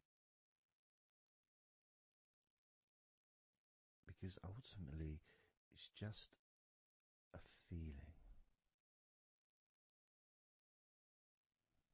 A feeling of comfort. It's almost as if you've gone inside yourself and you've found a special place where everything is peaceful.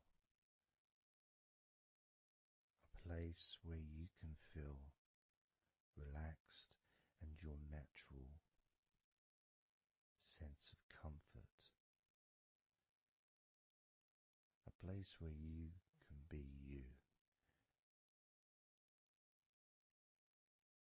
Where you can accept yourself for who you are. A place where you're not trying to please anybody else, ever. A place where you can actually not just love yourself, but in some ways, more importantly, you can like yourself. Appreciate who you are.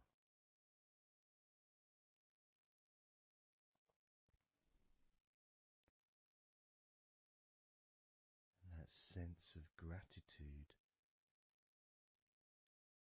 is in the air all around you.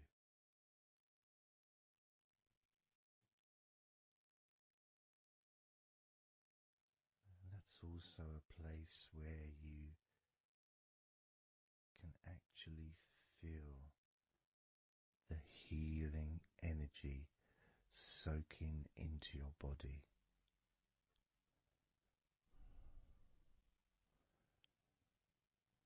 Healing energy soaking into your body. And that healing energy spreads through your veins, traveling to each and every single part of your body.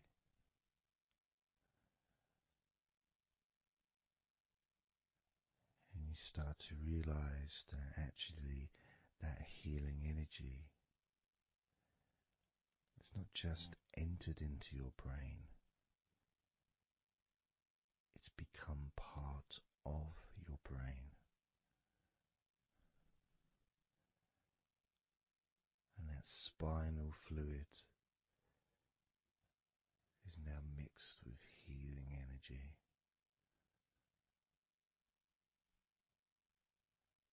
Not just allowing you to feel so much more relaxed and healthy in this moment,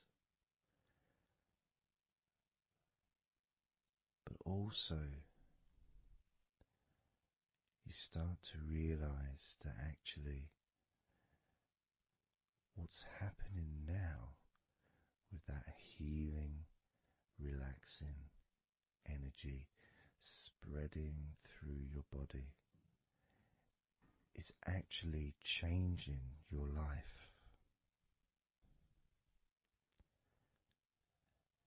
It's actually changing the way you're going to feel, not just now, but tomorrow and the next day, as your health improves.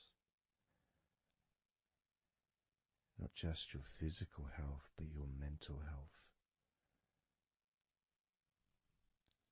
Things that used to bother you in the past, for some reason, no longer have the effect that they used to, because something has changed deep within you.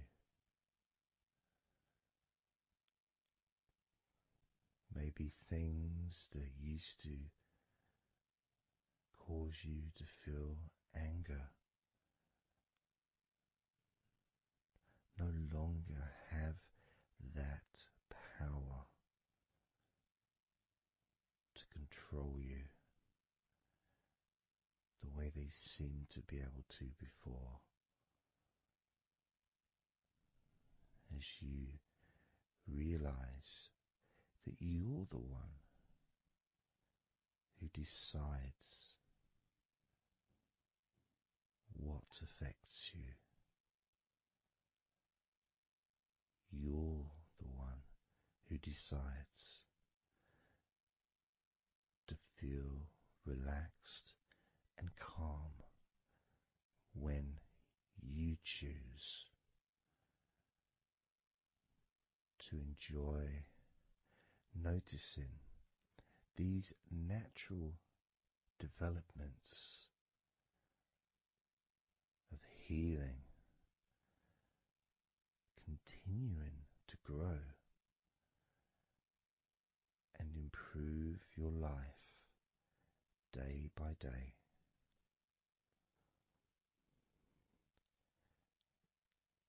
Including, of course, your ability to relax so much easier and sleeping is the most natural thing in the world to you, because falling asleep is something that you've done so many times in your life, and you know that you were born, as we all were, with the ability to fall asleep naturally. We were born with that ability to just drift off into a deep, healing sleep.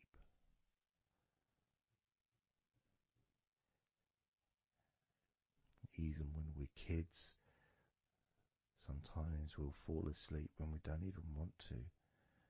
We try to stay awake. Maybe it's a birthday in the morning, or it's Christmas or holiday or something we look forward to. We don't want to go to sleep. But the more we want to stay awake, the more we just start to drift. And the more you fight drifting, the more you try and stop yourself from drifting asleep, the deeper and stronger that drifting becomes.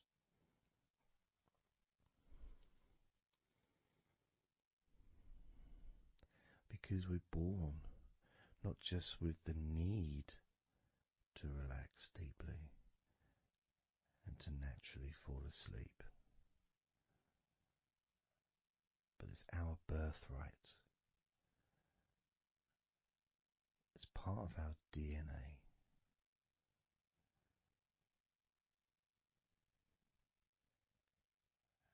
And sometimes as we get older in life, perhaps at times we have forgotten that relaxing completely is not only a wonderfully pleasant experience,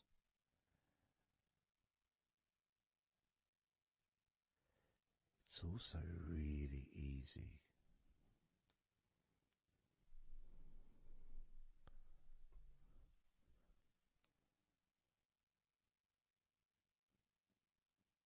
It's very, very easy easy to let go, because that's all it is. It's just deciding to let go.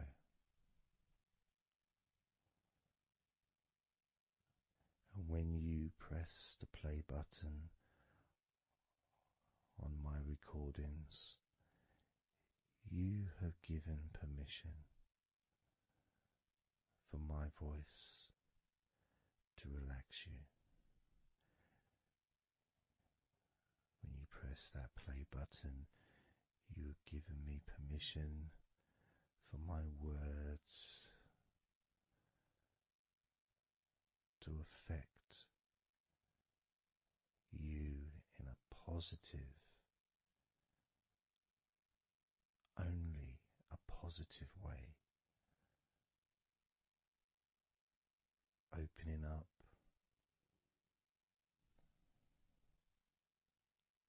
your mind to useful and healing suggestions that can have such an amazing effect on how you feel right now, as well as those changes that continue long after the recording ends, those changes within you that continue to flourish and grow, transforming your life in a positive, beautiful way, allowing you to move forward in your life in the direction that you choose for yourself.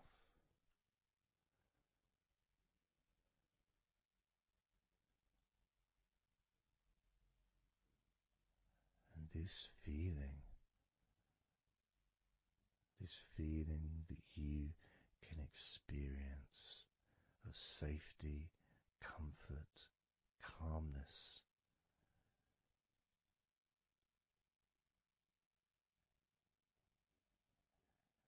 just feels so nice.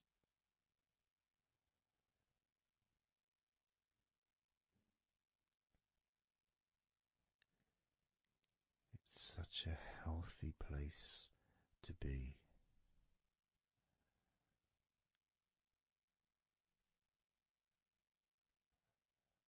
And that positivity grows within you.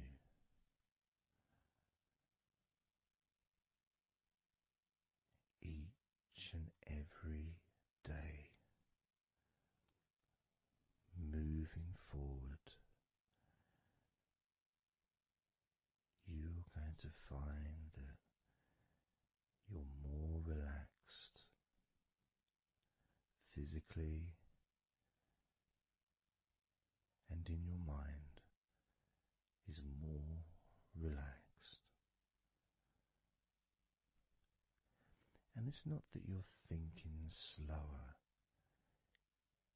it's just that your mind will be less clogged up with unnecessary negativity. Because from now on, your mind rejects negativity. From now on, you're going to start noticing when negativity arises, and you can just say stop. Stop. And that negativity will turn around and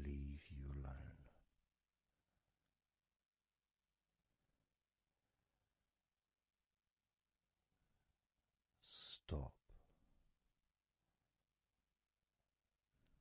and that negativity would disappear.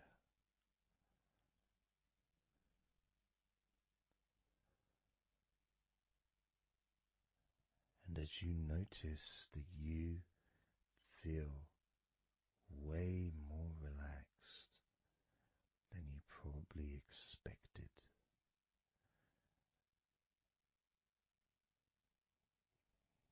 you can now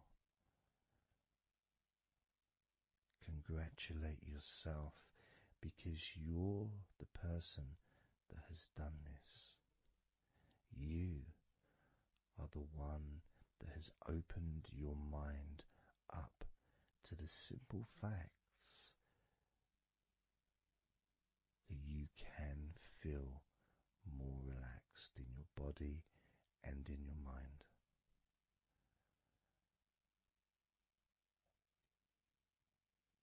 You've opened your mind up to the birthright of being able to just fall asleep easily when you choose.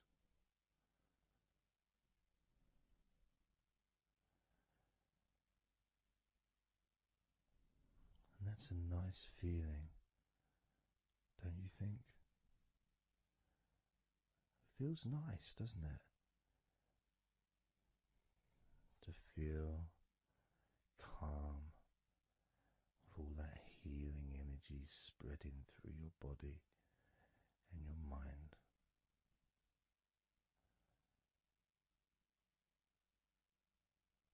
To spend time in that special place where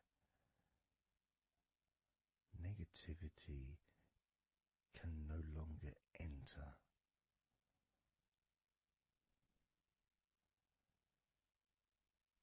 Negativity is banned, it's barred, it's not allowed entry. Doesn't deserve to be here, doesn't belong here. Negativity has no place in your life.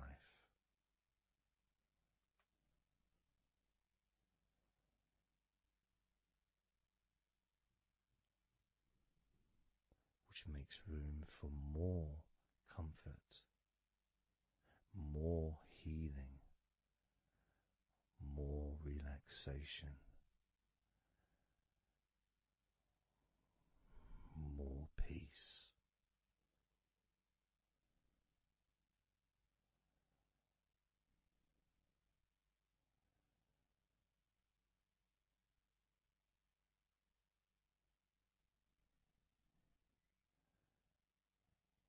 It feels nice, doesn't it? To just let go of everything.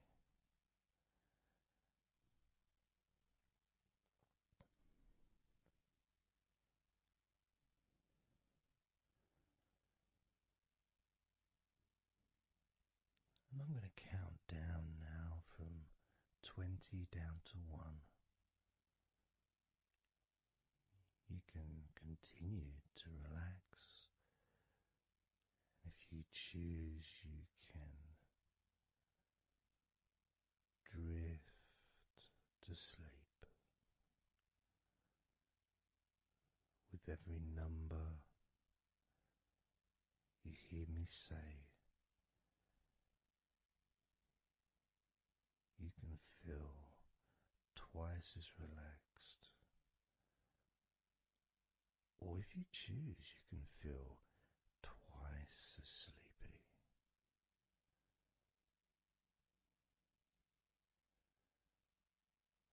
Now,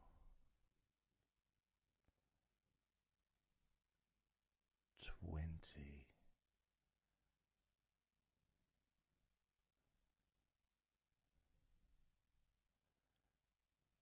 19.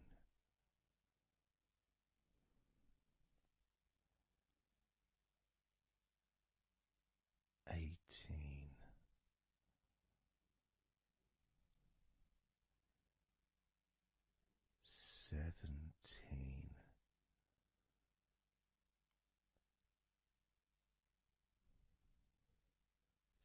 16,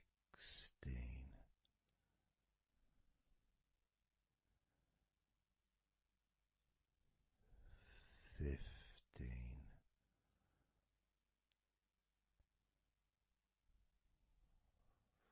14,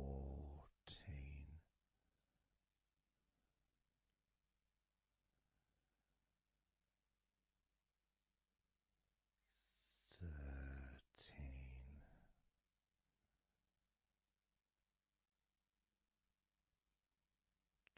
12,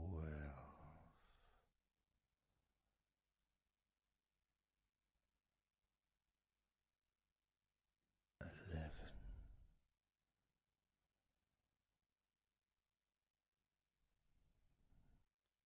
10,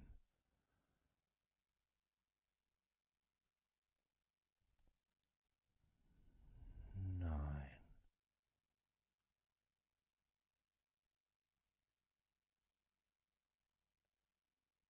8,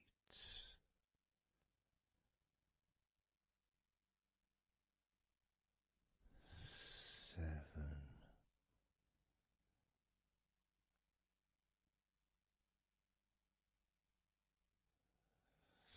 6,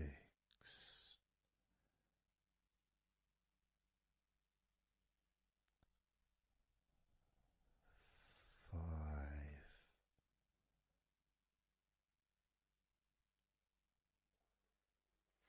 4,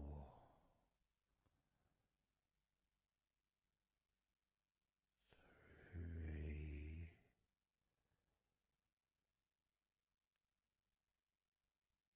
2,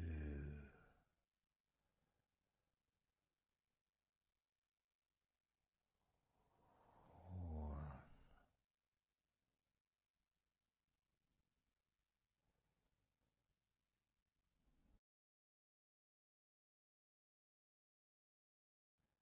This is your time to just take a break. Your time to relax, to allow your mind to slow down,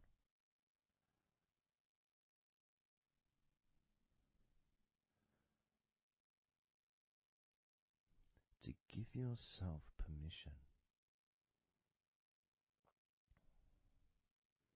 to take a break from everything. And you're the only person that can make that decision. You're the only person that can actually tell your mind to just relax,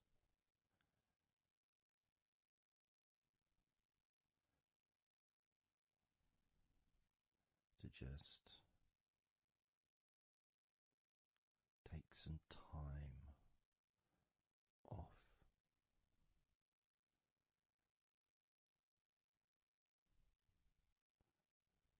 so that you can focus on your body, getting in touch with how you feel physically.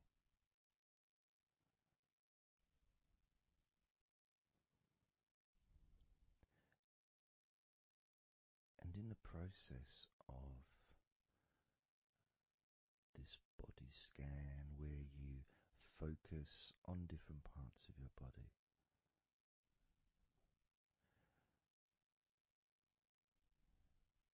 those parts that you focus on and observe, even though you're not purposely requesting for those parts of your body to relax, it's kind of expected. You expect, when you listen to my voice, to feel more relaxed naturally.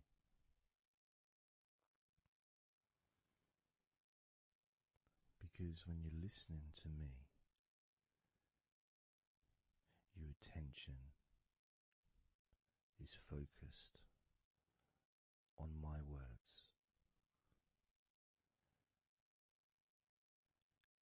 and as my words guide you to focus on those parts of your body, your focus increases,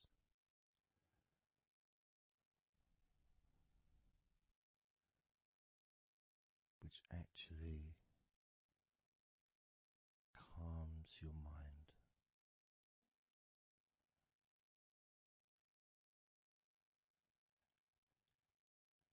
And when your mind calms down,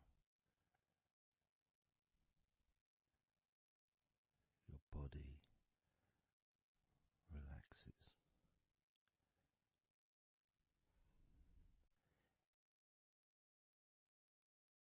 And when your body calms down,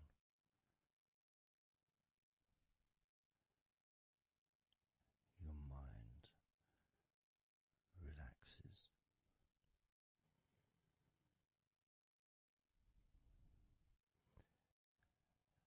And even though we've not really started to focus on your body, you can already feel that healing energy spreading through your body, pushing out stress and tension,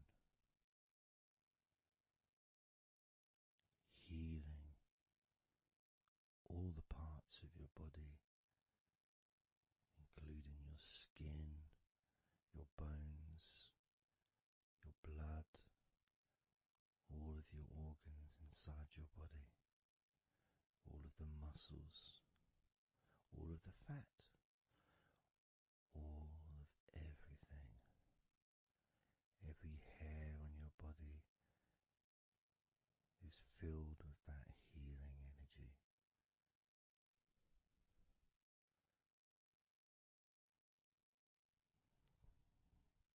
And when your brain fills with that healing energy,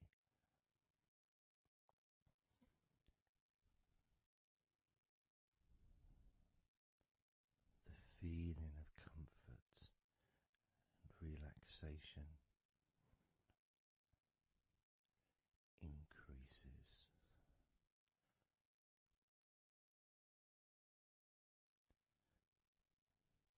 Deeply increases.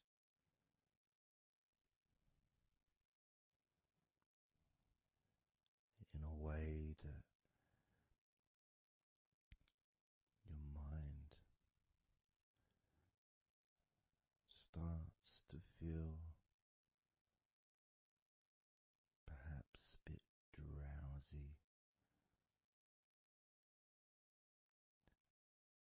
because it's not needed, and it may start to drift.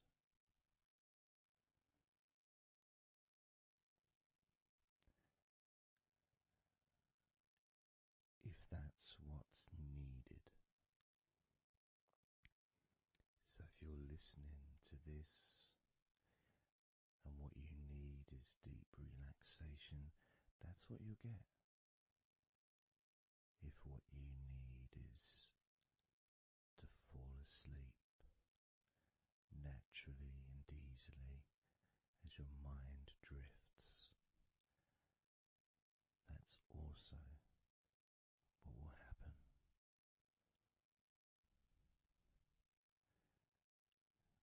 Because by pressing that play button on the podcast and listening to me, you give permission for your body and your mind. In fact,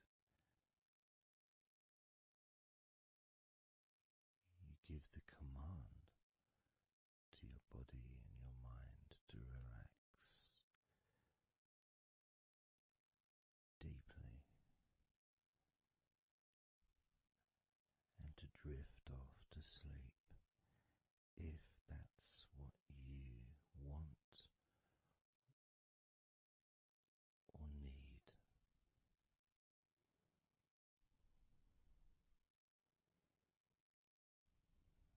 And as I focus on the different parts of your body, you may start to just drift, and then you come back again and you hear me talking, and I'm focusing on a different part of your body. And you may find yourself drifting, but you don't realize you're drifting until you stop drifting and you're alert again to my voice, focusing on a different part of your body starts to relax even deeper. Because that drifting is basically you already in the sleep zone.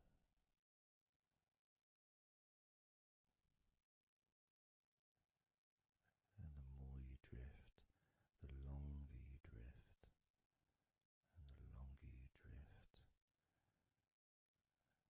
eventually that drifting continues into sleep.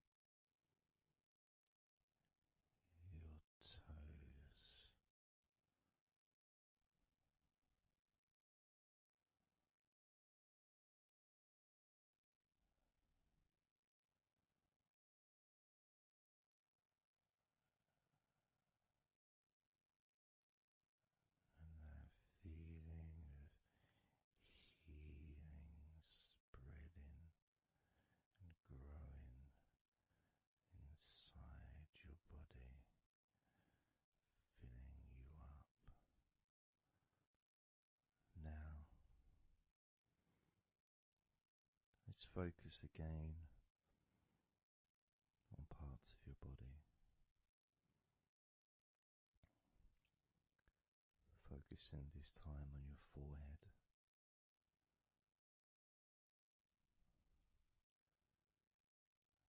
Now on your mouth, your lips, your tongue, the whole of your mouth.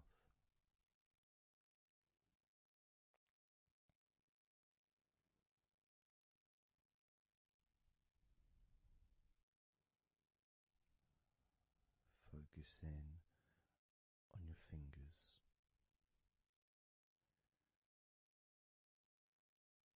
Maybe you could move your fingers a little bit so you can focus on each one individually.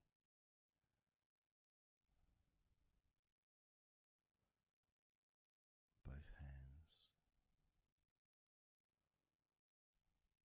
And even though as you focus on both of your hands now, they almost seem to just melt into one.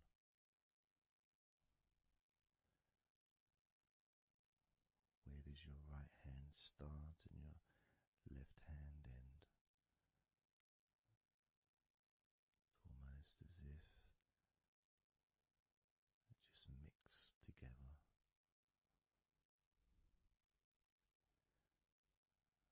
Now focusing on your knees.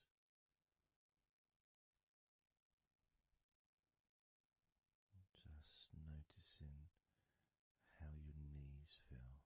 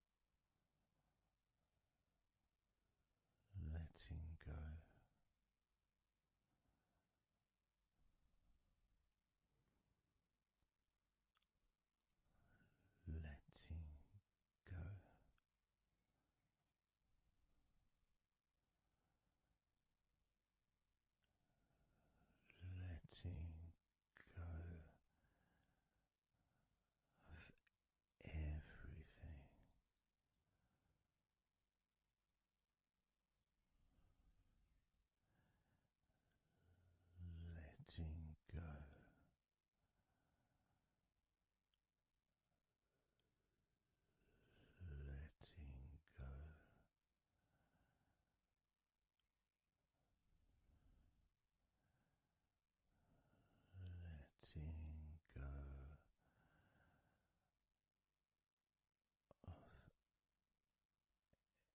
everything.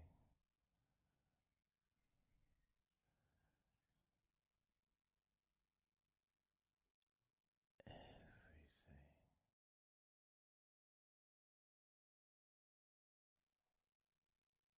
I'm going to start now, and I'd like you just first of all just to see yourself lying down on that massage table, lying on your front, your head is supported, your arms are supported,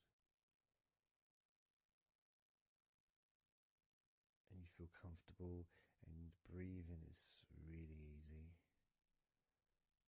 and you feel confident in how you look as well. So there's none of that issue of body problems or shyness, because I'm a professional, and this is a therapy session. So none of that stuff matters whatsoever. This is about you.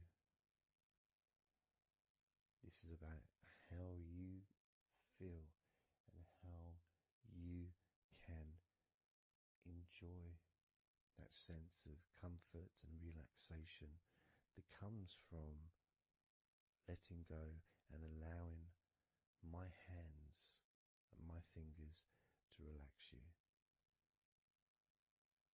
by massaging your body.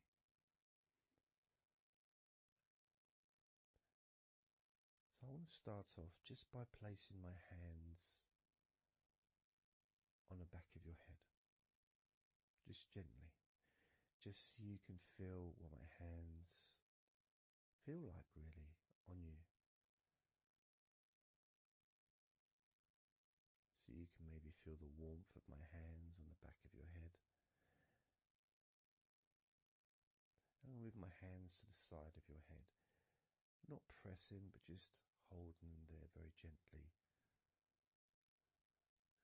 Maybe over your ears and a little bit on your face, just so you can feel my hands, so you can become accustomed to them.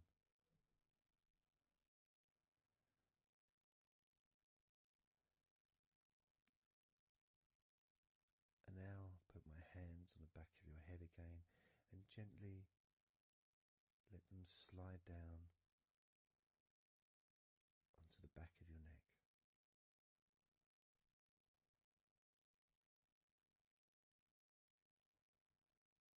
You can feel my hands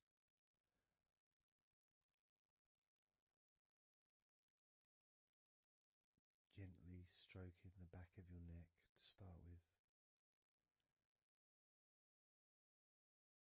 just so you can get used to the feeling of my hands on your skin. Get accustomed to it. Realize that you're safe and it's all good. It's all fine.